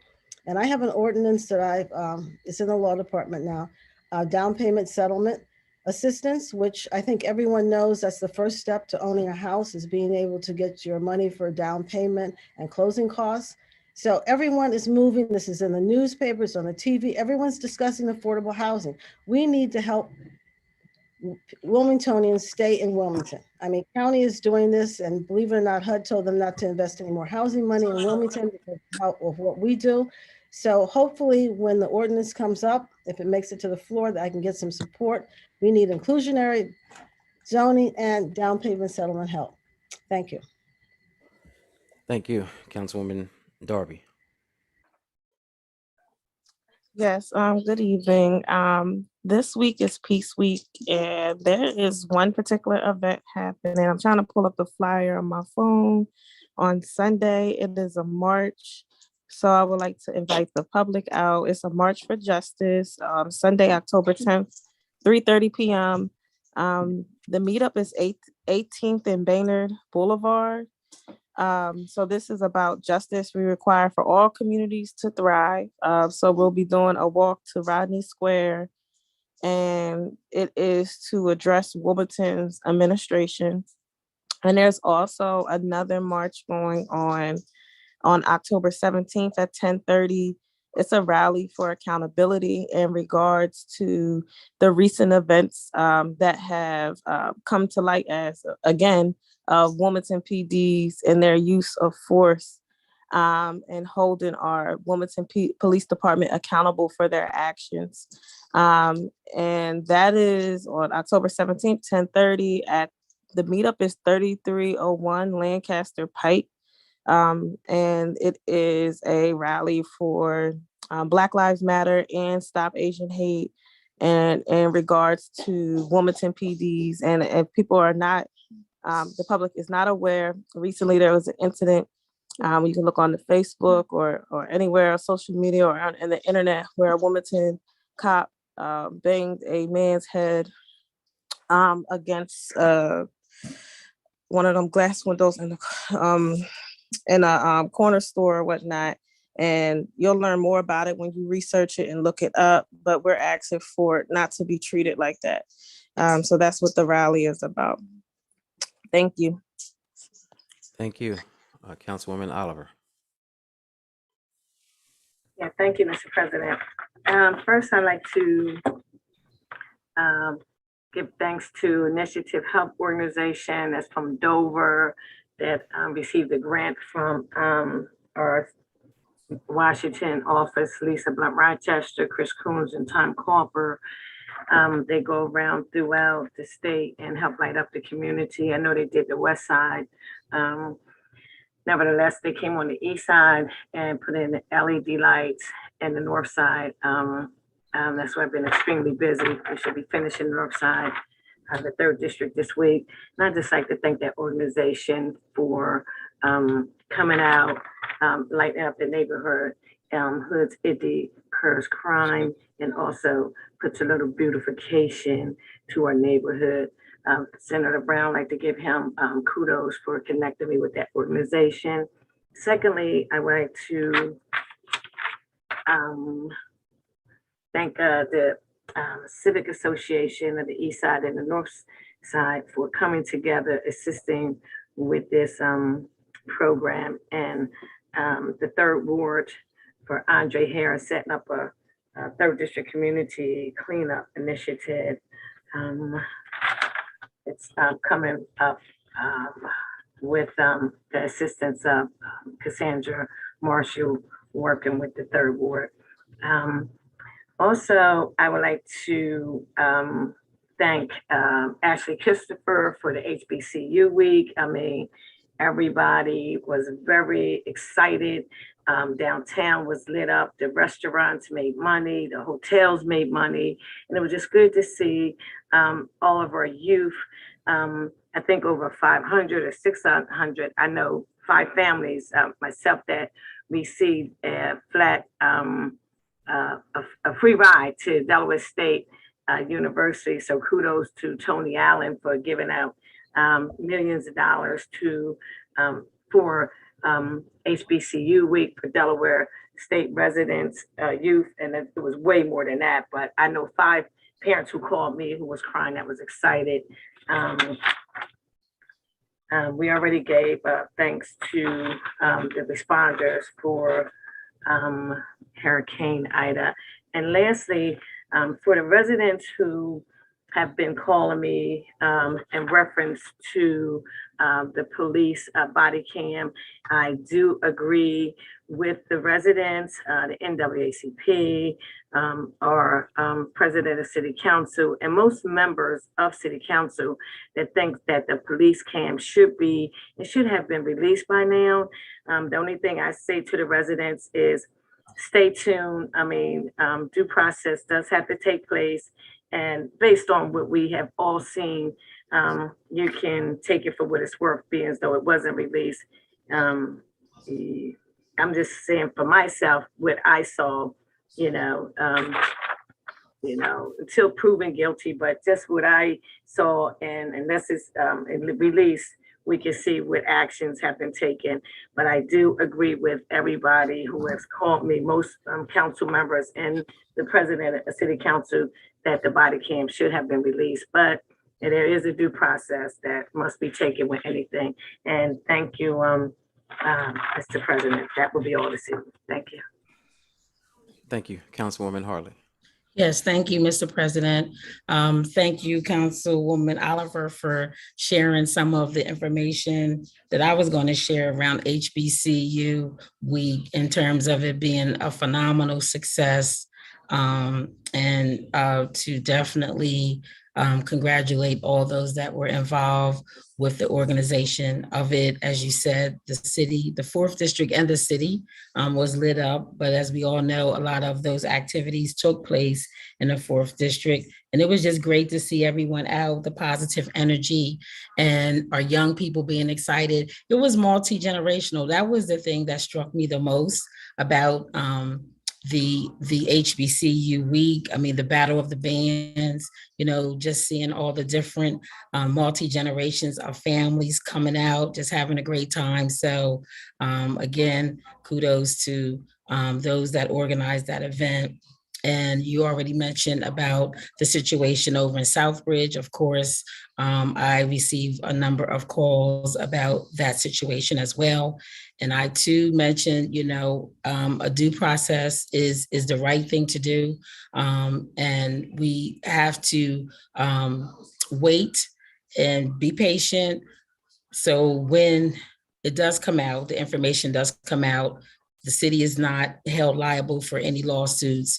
Of course, if the city doesn't handle it the right way and to handle it properly, it could be a backlash for the city. So that is something that has been talked about and discussed quite a bit. And I did mention it to the mayor during our update call that we had this week.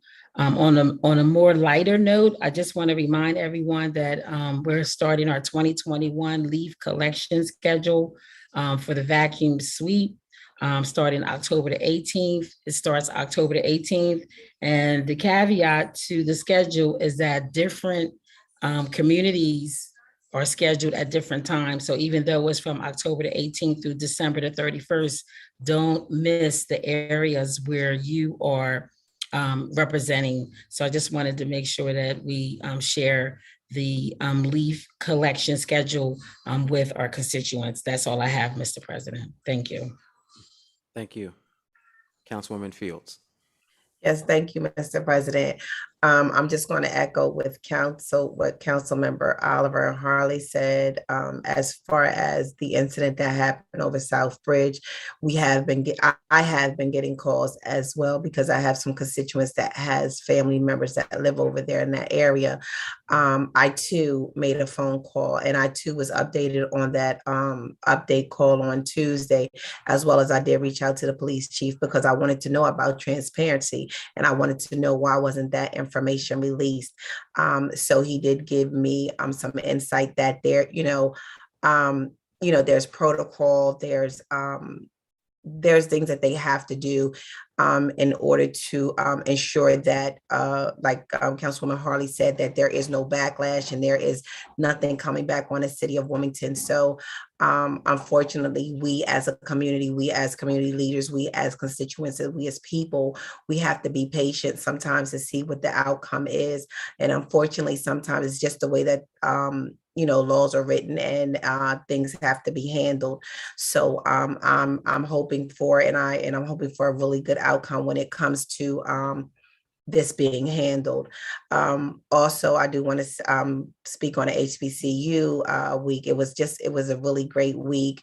Unfortunately, the best band in the land couldn't make it, which was Norfolk State University. I'm sorry, Council President, we couldn't make it, but hopefully we'll get here soon. It's just a little bit of HBCU banner. Any HBCU is the best HBCU, honestly. I just think that a HBCU is the best foundation for any college student that want to go to college. Also, I'm sorry, I had some. Okay, also the city of Wilmington, they're hosting a high school proving ground basketball. The dates are 10/23, 10/24, and 10/30, and it's going to be at William Hicks Anderson Community Center. It's a tournament. Oh my goodness. It's a tournament. The registration was 10/5/21, but I'm sure you can call Mr. Cannon if you have any questions or concerns. The cost is free. It's a double elimination. Free uniforms are provided, 12 per team. It's going to be live stream. To register, the email is glwilmor@wilmingtonde.gov. And for more information, you can call Robert Cannon at 302-438-3662. Let me see, and I have a couple of other things that's happening in my district. So we have the Peace Week for Peace, Climate, Justice, Peace of Me, October the 8th, 2021 at St. Stephen's Lutheran Church, 1301 North Broome Street from 5 p.m. to 8 p.m. We're also having United Neighbors 2021. It's on the 8th Street Bridge, so that kind of borders mine and Councilwoman Harley's district, and that's on the 8th Street Bridge, and that's from 12 p.m. to 6 p.m.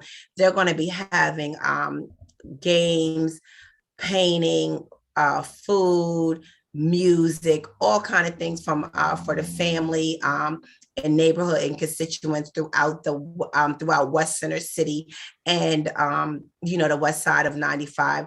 Their whole thing is to connect the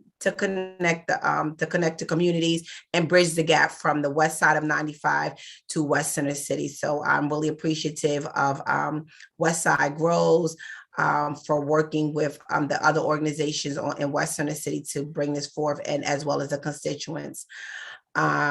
The groundbreaking ceremony of the LACC Early Learning Center expansion is going to be on October 12, 2021 at 402 North Van Buren Street in Wilmington, Delaware. That's from 10 a.m. to 11 a.m. And the Wilmington Fire Department 100th Anniversary Happy Hour and Live Music is going to be October 14th at the 800 block of North Market Street from 5 p.m. to 9 p.m. And I don't know if anybody has mentioned the Employment and Expungement Expo. That's going to be October 16th at the Wilmington Hope Commission. And I know this is in another area, but it's going to be at 38 Van Buren Avenue from 11 a.m. to 3 p.m. And you all know I always end with one of my quotes. So my quote is, "Darkness cannot drive out darkness, only light can do that. Hate cannot drive out hate, only love can do that." Dr. Martin Luther King. "Don't gain the world and lose your soul. Wisdom is better than silver or gold." Bob Marley. That's all I have tonight, Council President. Thank you. Thank you, Councilwoman McCoy. Oh my gosh, thank you. Yeah, my mute was acting crazy. So thank you. I also want to basically reiterate what my colleague stated. HBCU week was phenomenal, and I am appreciative of being able to actually take part in most of the events this time. I was lucky, and I made sure that my kid did not get in the way. So I'm grateful to have gotten a chance to spend that time with my colleagues. I just would like to state that there are 2 meetings that are coming up within the 6th District. At this moment, 6th District right now, a lot of our civic associations they're not disbanded, but they're like in a flux. So I'm actually holding these meetings. We will be having a meeting on October 12th at Claymore Senior Center at 7 p.m. That is going to be the Bayard Square meeting. I'm getting out flyers as of tomorrow and making certain I put that information up. Bayard Square hasn't had a meeting in some time, and I wanted to make certain that they were able to get whatever information that they haven't seen as of late, if they're not on my Facebook page. And then the next meeting is going to be at it's going to be the Browntown meeting, which is going to be on October 20th at 6:30, which is going to be at the IAFF, the firefighters, the Union Hall on Maryland Avenue. I'm in the process of creating a flyer for that. And I wanted to make certain that each of the communities actually have a meeting this month, because if I have to keep doing it, after that, it's going to be bi-monthly in one meeting.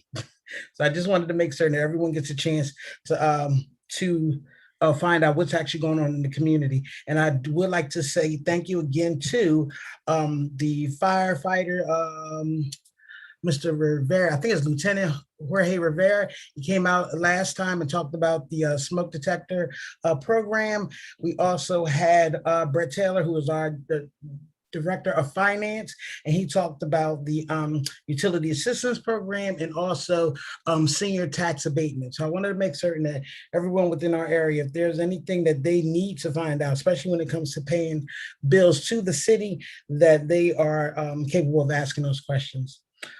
So last but not least, I would like to actually give a quote tonight. I'm going to bounce off of you, Councilwoman Fields. My quote is from Shelby Martin, and we've been talking a lot about accountability. So my quote is, personal accountability requires mindfulness, acceptance, honesty, and courage. Now, I just hope that everybody actually understands that. I believe in accountability, and I just want to make certain that that we all are accountable for all of our actions and inactions. Thank you very much. Thank you, Councilman Johnson. Yes, I'm not going to repeat what others have said about the a lot of civil rights issues we have, but now it's the time to take action. We can't. We are lawmakers, along with our colleagues in Dover, and our job is to change the law to make things fair. Look back even 70, 80 years ago, there were laws put in place to make sure African Americans and Black and Brown citizens couldn't live in certain areas. So our job is to break the chains of the laws. So with that said, tomorrow at 3 p.m., there's a special Law Enforcement Bill of Rights workshop. It's hosted by Senator Tizzy Lockman and also Senator Pinckney. I will be a panelist as well. We're going to talk about this very same issue. So whatever you can do to blast this to the community, it's important that they show up. Because legislative action is the way for these changes to happen. All the frustration, all the phone calls that happen after the incident, they can be alleviated if some of the laws are changed to be more fair, so the community is on a more of an equal playing field with law enforcement. So support SB 149. You're going to hear me talk about this many times until it passes. So get used to it. It's going to be a broken record, but we in 107 we took many steps to create citizen oversight. But unfortunately, that's frustrated by the laws we have at the state level. So working with our partners at the state level, along with community grassroots groups, we're going to do this change, but we need the community out there to help us make this change, as law enforcement is part of our community, and we just want them to be held accountable so the bad ones can be rooted out. So please come at 3 p.m. tomorrow, and there will be a series of workshops pretty much throughout inactions in the city and state until this law passes. So we are taking this very seriously. I know I do. I know several of my colleagues do. We are not sitting down on this. So please stay tuned and log in tomorrow at 3 p.m. And with that said, just on a lighter note, looking at the rest of the week, there's on October 27th, there's a Union Street Will Map Go workshop. Again, engaging community and helping redesign and reimagine the Union Street corridor. That's from 6 to 7:30 p.m. It will be via Zoom. And again, it's to share the survey results that we've had recently about how we can improve, make it more walkable, make it more inviting and pedestrian friendly. And there also is on October 17th, there is a food truck and music festival in Bancroft Parkway, hosted by the Union Park Gardens Neighborhood Association. It will be from 12 to 4 p.m. So the whole West Side is invited to participate. There will be many great food trucks and great music. And so it will be, again, supporting our small businesses as we've been supporting them through the food truck initiative. And I really look forward to seeing the community out there to participate and eat good food and listen to some good music. And last but not least, as I've mentioned during some of the finance committee meetings, we really make an effort to support small businesses. In fact, there's going to be some reports coming out soon Office of Economic Development has really been spending down their money that's used to help small and minority businesses. So we're getting support out when it's asked for. And so we're really making efforts, and I know OED is, to get information out there. So again, please, if you're a small business or you're an entrepreneur looking to get involved with such programs as the Launcher Program and other initiatives in the city, please contact either Office of Economic Development, Jeff Flynn, or even contact me. As if there's, I've helped several businesses and even the past 3 months get on their feet. So please reach out to us. There's grants out there. There's loan, like actually forget the loans. There's grants out there. There's free money out there for businesses. We can just help you. So please come out as we come out of this pandemic. Some new restaurants are coming, I know, on the west side. Like, we're getting a lot of action, a lot of growth in the city, and we're there to support our small businesses. So please contact us. Thank you. Thank you. Councilman Field. Nothing tonight, Mr. President. Thank you. Councilwoman Cabrera. Thank you, Mr. President. First, I would like to start by congratulating all the winners of the Delaware Hispanic Awards, which took place last Friday right here in Wilmington, downtown at the Queen. One of those recipients is celebrating 25 years of being in business, which is Oyen, Delaware, and we will have the honor of recognizing them at our next council meeting, celebrating 25 years in business, and they have a second satellite office right here in our city. I also want to congratulate the organizers, Jenny Pitts and others, of the Marley Festival, celebrating almost 3 decades right here in the city of Wilmington. It was a little more low key this year. It was free for everyone to come. It was held at Tom and Garrett Park. And again, it was a very beautiful and nice family event. There was a nice mix of diversity of people from all walks of lives. And as an event coordinator for the city of Wilmington and all the festivals that I organize, I will say that one being one that we started when I was the events coordinator is one of my favorites. I'm not supposed to have favorites because they're all wonderful festivals, but I just love the vibe, the unity, and the love that is constantly being shared at that event, and all the great jewelry and the food that I get to buy and stock up during the year. And then I also want to echo the sentiments on HBCU week. It was amazing. It was exciting. And it's great to have that opportunity to encourage our young students of the opportunities and the possibilities in attending an HBCU. And 2 of those young men and residents of our city, one of them being my son, I did take them to the Battle of the Bands so they could get a taste of what it's like to be part of an HBCU family. And as they say, it does take a village, right?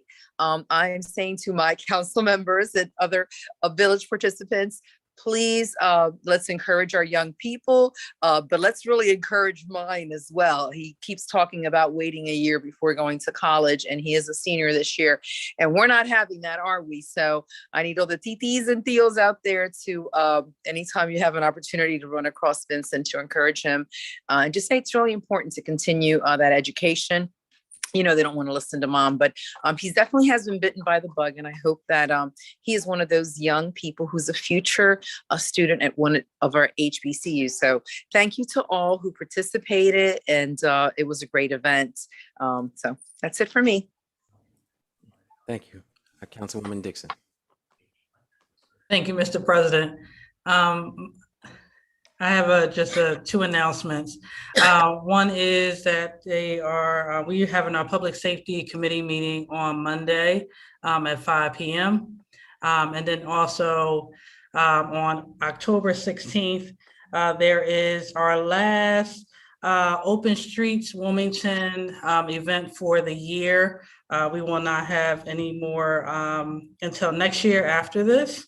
So October 16th on Banyard Boulevard from 1 p.m. to 4 p.m. Between 18th Street and Concord Avenue. This is in collaboration with the Jefferson Street Center. And again, there'll be raffles, different events. There'll be free bike repairs with Urban Bike Project, free bike rentals from Bacini Poland Group. There'll be live music from Gable Music Ventures.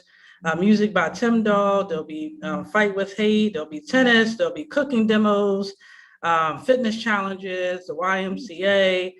We will have some play streets activities out there also. Cornhole with the Air National Guards. So there's plenty of activities that you can do from that 1 to 4 p.m. On October 16th. And again, that's from 18th Street to Concord Avenue. So we hope that we see you on October 16th for our last Open Streets event for the year. Thank you. Thank you. Councilman Spadola. Thank you. Nothing tonight, Council President. Thank you. I'd like to give a few minutes to Councilman Johnson. Yes, thank you very much, Council President. So much going on, which is a good thing. That I did forget, unfortunately, that there is a Fall Resource Festival this Saturday, October 9th from 11 to 2 p.m. This is hosted by our wonderful neighbors at the Weston Neighborhood House. It'll be at Father Tucker Park. There'll be COVID vaccination, moon bounce, face painting, petting zoo, and they're just resources and food.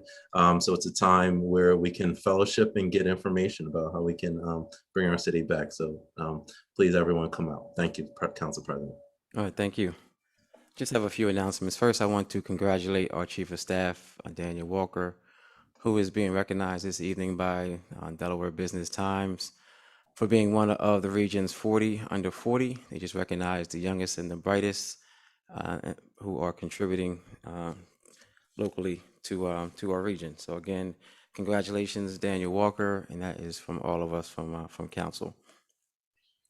Also, again, just want to reiterate what a lot of my council members have already said. Shout out to Ashley Christopher for HBCU Week. We are all going to be back in chambers for our next meeting.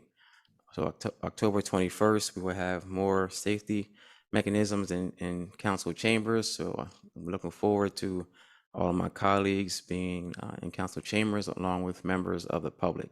Again, I want to remind members of the public that council chambers, that we are open and that you can come and listen like we used to do. Almost seems like back in the day, but there are community members here this evening. So I want to thank them for coming out. Looking forward to just kind of restoring the norm as far as our council meetings.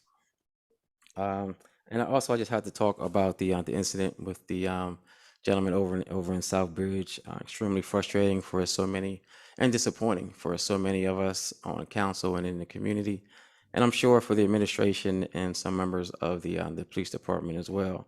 I think Councilman Johnson and Councilwoman Darby kind of hit it on the head. When we really have to figure out how to change these laws. There is no way that an officer who was seen on video should be protected more than a member of the general public.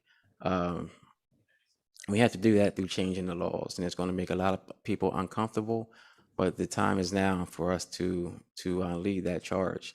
I want to thank everyone in Dover who has been, and in the community especially, who has been talking about this repeatedly, and this is the perfect reason why.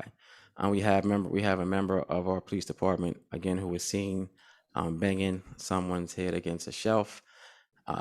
So it's not really about what that young man did. It's about how he was arrested. Not saying that I'm defending him. I don't know, but the news journal should not be able to list his charges, but protect the officer involved. It makes no sense at all. And on behalf of council, I did send a letter to the chief, and we got a response back, and it's a response that we're all very well aware of, but it just kind of puts into light what we've all been talking about regarding Leobor and how the police are just more protected than the ones that they serve, and it's really a slap in the face. So it says here the state law absolutely prohibits the city from providing information derived from police internal affairs, investigatory records, and proceedings from police personnel files. It says that all records complied as a result of any investigation subject to the provisions of this chapter and or any contractual disciplinary grievance procedures shall be remain confidential and should not be released to the public. I'm gonna read that last line again. It shall not be released to the public. So we are up against a monster, and it's gonna take all of us on the city level, the county level, state level, Senator Lockman, all those in Dover who are working on the community's behalf to really come together along with members of the public to really address this monster that is doing our community a disservice and injustice in my eyes and in so many others' eyes. So I'm looking forward to not only the conversation, but the action that has to be taken so that officers who mistreat and abuse members of the community are not protected. They should, just like council, city council and elected officials should be held accountable, so should all Wilmington police officers. I'm not going to talk too much more about that because, again, I don't want to put the city in jeopardy, but the conversation has to start now. And not the conversation, but action has to start now. And it has to be more than a conversation. Just looking forward to including the community members in that, with that, because it's going to take all of us. This is something that a lot of officers, a lot of legislators do not want to happen, but there are those of us that do want it to happen. And again, the time is now to make the playing fields level. And with that, I will accept a motion to adjourn. So moved. Second. It's been moved and second to adjourn. All in favor signify by saying aye. Aye. Any opposed? Motion carried. Thank you, everyone. Have a good night. Good night. Good night, everyone.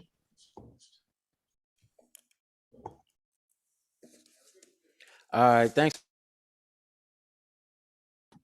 You want to say something about Norfolk State?